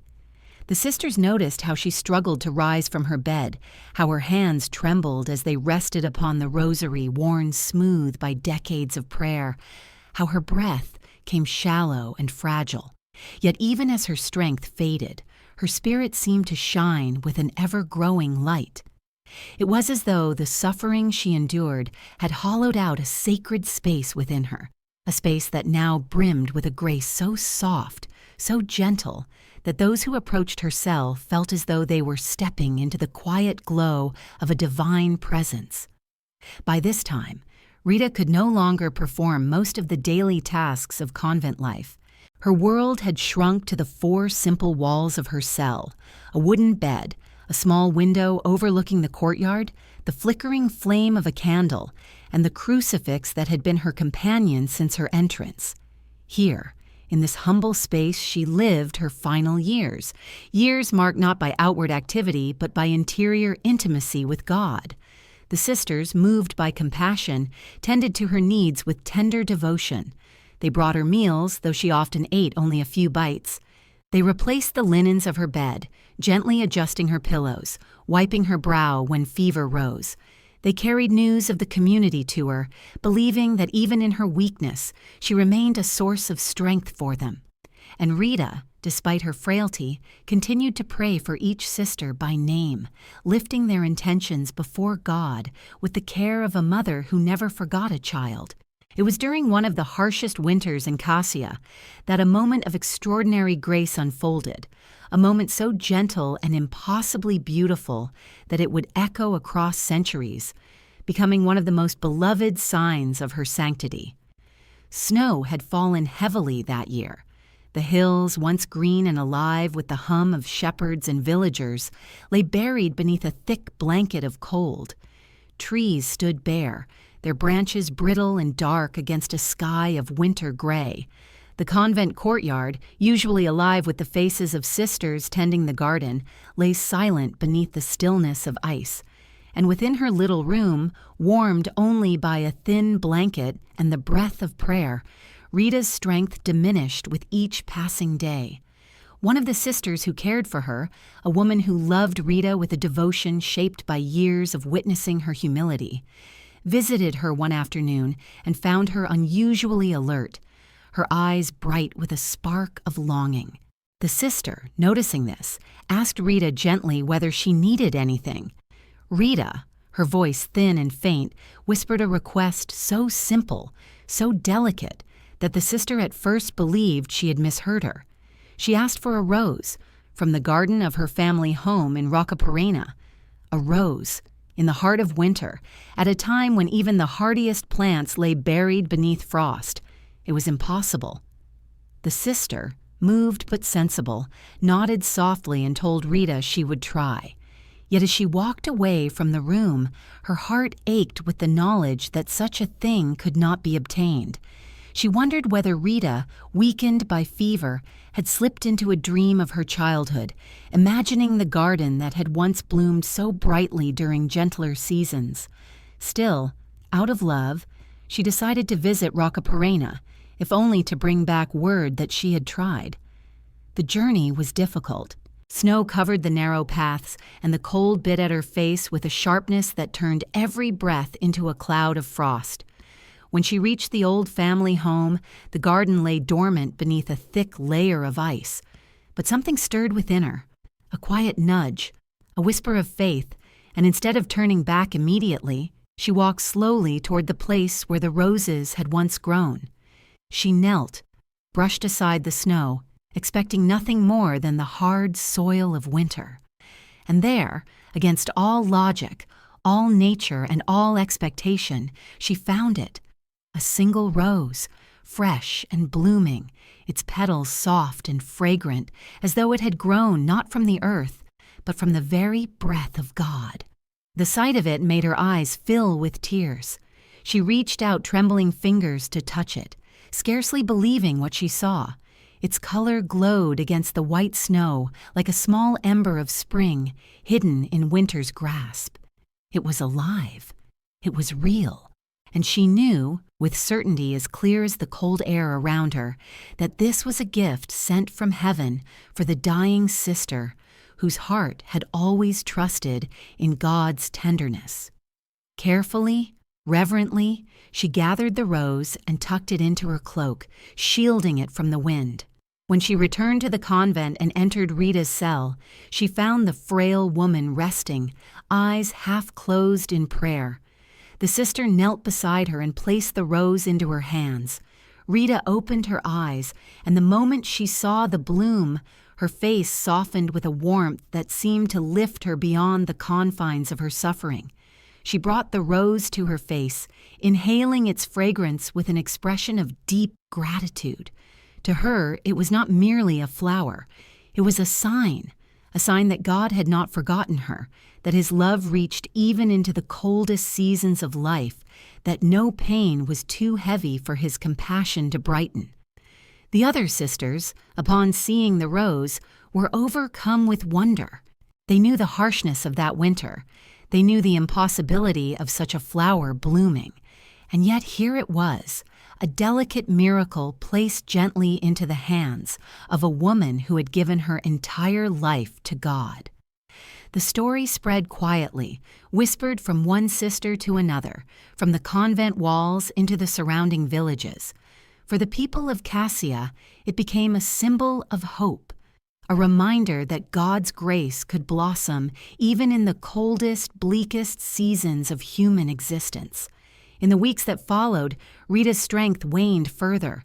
She spoke less often, conserving her breath for prayer. The rose remained in her cell, its petals holding their beauty far longer than nature should have allowed. Some sisters said it seemed to remain fresh as long as Rita did, as though heaven sustained it just for her.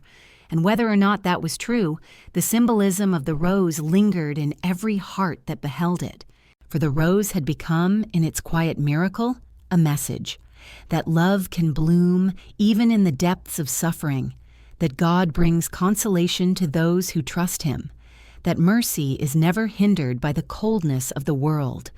And Rita, holding the rose gently against her chest, seemed to rest more peacefully, as though preparing to surrender her final breath into the hands of the God who had so tenderly answered even her smallest longing.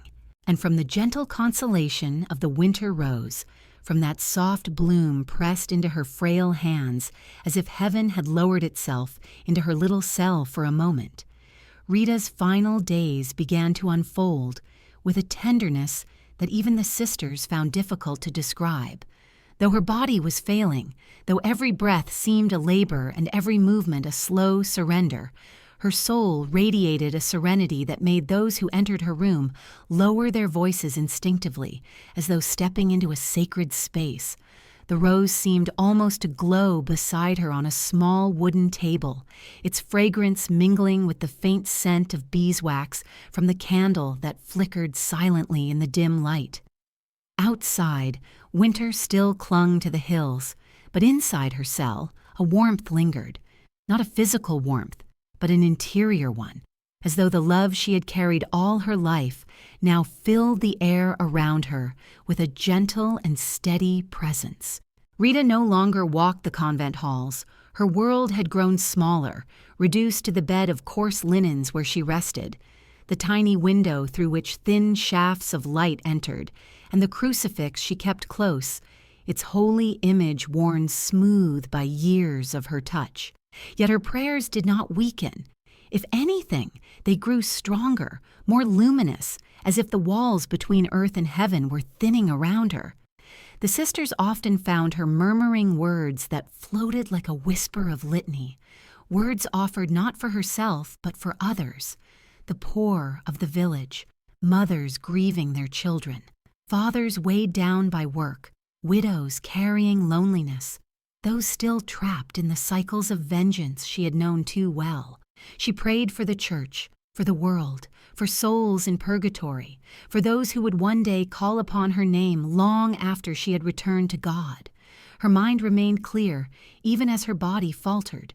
There were days when pain surged sharply through the wound on her forehead, making her wince and clutch the edge of her blanket. But even then, she offered the suffering with calm surrender. She no longer asked why suffering had found her. She asked only that her pain might help ease the suffering of others. And when the sisters apologized for the discomfort their ministrations caused her, turning her in bed, placing cool cloths on her brow, adjusting her pillows, she would smile faintly and tell them that all was well, that God knew what He was doing, and that every act of love they offered her was a gift she cherished. Sometimes, when the weather allowed and sunlight broke through the gray sky, the sisters would open her window so she could feel the fresh air.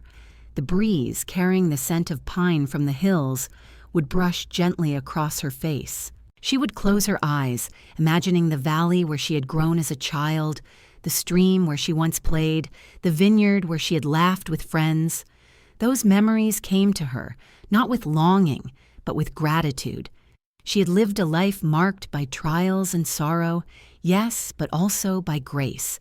Grace that had carried her through every valley and lifted her toward every small joy. Visitors came, though the prioress kept them few to preserve Rita's strength.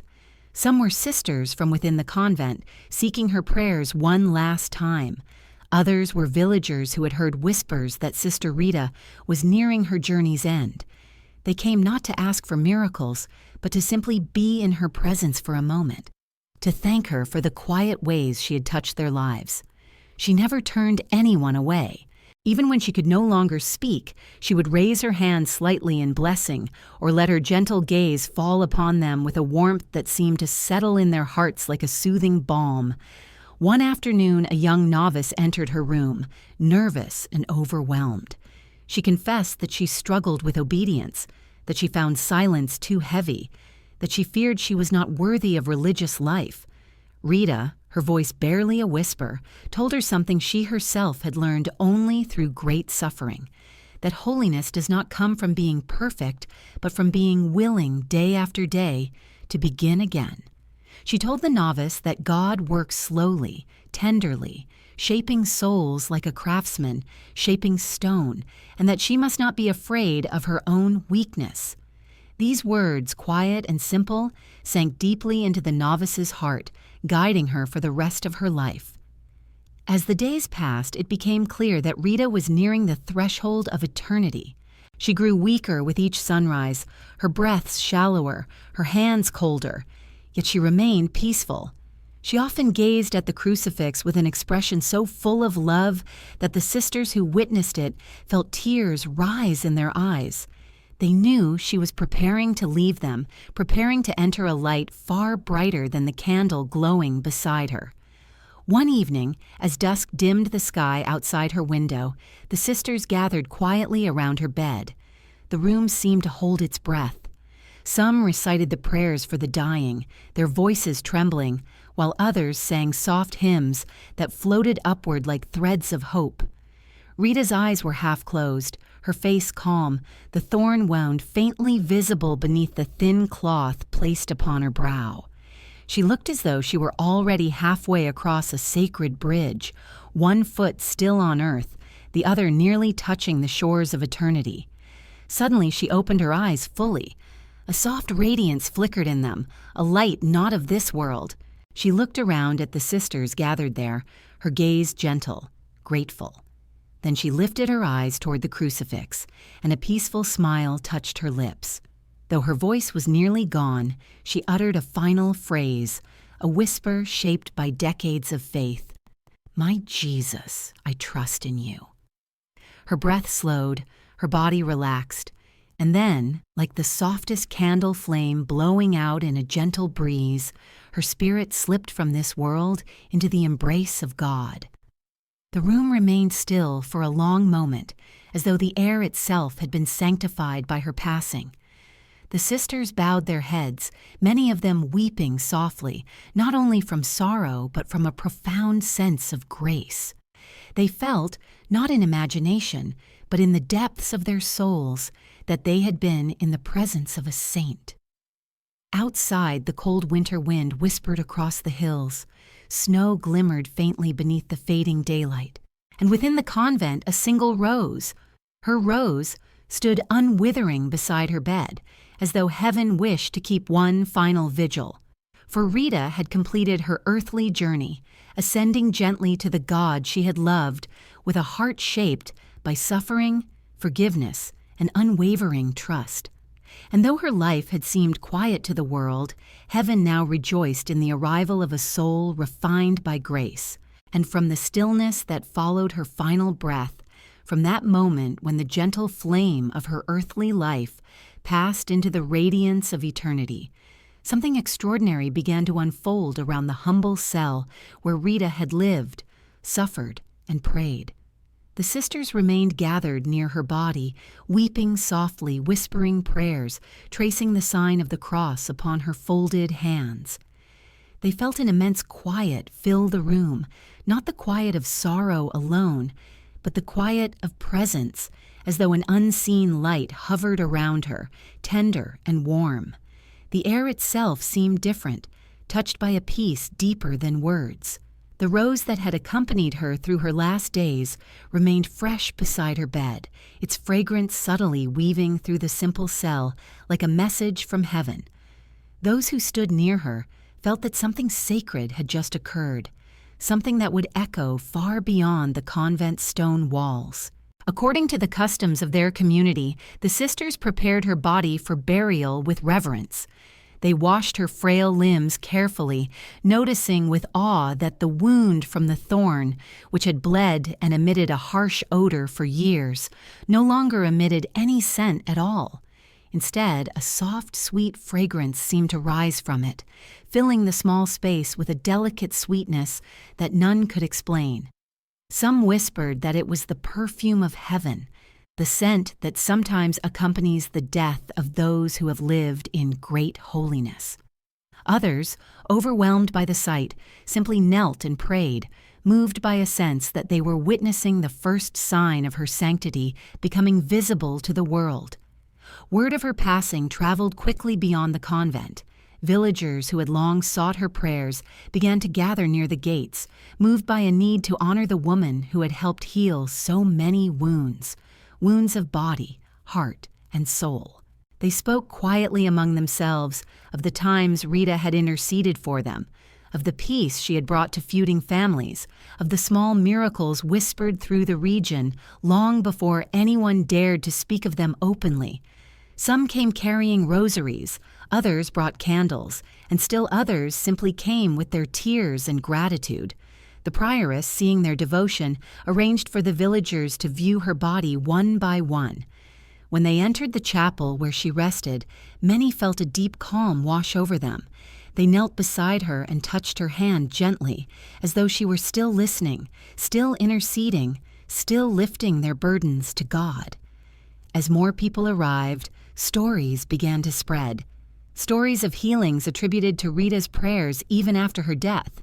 A mother claimed that her feverish child had awakened restored after she asked Rita to intercede. A man spoke quietly of how his long-standing bitterness toward a neighbor had dissolved after he prayed beside her body. A woman who had struggled with despair for years said she felt hope stir within her for the first time after simply whispering Rita's name. These stories, though soft-spoken, carried a quiet authority, as if the people sensed that Rita's compassion had not ended with her earthly life, but had now expanded into a new and radiant form of intercession. The Church, hearing these accounts and recognizing the extraordinary events surrounding her life and death, began to examine her with growing reverence. Her story, her childhood longing for the convent, her obedience to her parents, her difficult marriage tempered with patience, her forgiveness in the face of violence, her trust that saved her sons from sin, her miraculous entrance into the convent, the thorn wound she bore for 15 years, the winter rose, unfolded like a tapestry woven with threads of grace. Priests and theologians were struck by the harmony between her interior devotion and the visible signs of God's favor. They knew that such coherence, such purity of faith in the midst of suffering, rarely appeared in such abundance. In time, devotion to Rita blossomed widely, far beyond the narrow valley where she had lived. Her story traveled across towns, across mountains, across centuries. People began calling upon her in moments when human hope seemed weak or fading. They called her the saint of the impossible, not because she made life easy, but because she taught the weary-hearted that God could reach into even the darkest places with a gentle, unwavering mercy. And as prayers to her increased, so did reports of miracles. Broken families reconciled, lifelong illnesses eased, hardened hearts softened, impossible circumstances transformed by grace. Those who felt trapped by grief, conflict, or despair found in her a companion who understood the deepest wounds of the human heart. They saw in her life a testimony that suffering, when carried with faith, becomes a channel through which God's love can flow into the world. As the years passed, the Church officially recognized what countless souls already knew. Rita was beatified, then canonized, her sanctity affirmed not only through the miracles attributed to her intercession, but through the luminous witness of her life. Her body, found incorrupt centuries after her death, became a quiet sign of God's favor, resting in the basilica built in her memory in Cascia. Pilgrims flocked there from across the world, kneeling before her and asking for her prayers with the same humility that villagers once showed outside the convent gates. They brought tears, petitions, gratitude, and longing, believing, as generations had before them, that Rita would cradle their sorrows gently and present them before God with the love of a mother who never forgets a child. In the centuries that followed, Rita's legacy continued to grow. People turned to her in moments when forgiveness seemed beyond reach, remembering how she forgave the murderers of her husband. They turned to her when family conflicts tore at their hearts, recalling how she begged God to spare her sons from the chains of vengeance. They turned to her when illness or pain weighed heavily upon them, knowing she had endured years of suffering with grace. And they turned to her when hope seemed impossible, remembering the rose that bloomed in the bitter cold of winter, a sign that God's tenderness can appear in the most unexpected places. Even today, candles flicker before her image in churches around the world. Devotional cards bearing her name rest inside pockets and prayer books. Her feast day, celebrated each May, draws crowds who come seeking the same peace she carried within her. Her story is read aloud in homes, whispered in hospitals, recounted in prisons, and treasured by those who find themselves navigating the difficult roads she once walked. Rita has become a bridge between human sorrow and divine consolation, a reminder that no situation is beyond the reach of God's mercy. And as her legacy continues to inspire, her life speaks a message that echoes across time, a message of steadfast trust, of quiet endurance, of love shaped through suffering, of God's ability to turn even the most painful chapters of our lives into paths of grace. She invites all who turn to her to believe that the impossible is never beyond God's reach. She invites us to carry our own crosses with patience, to forgive freely, to hope against all odds, and to trust that God can bring beauty out of winter's coldest days. For Saint Rita of Cascia, the woman who moved from sorrow to sanctity, from silence to intercession, remains not only a figure of history, but a living reminder that God is close to the brokenhearted, and that for those who love Him, no burden is carried alone.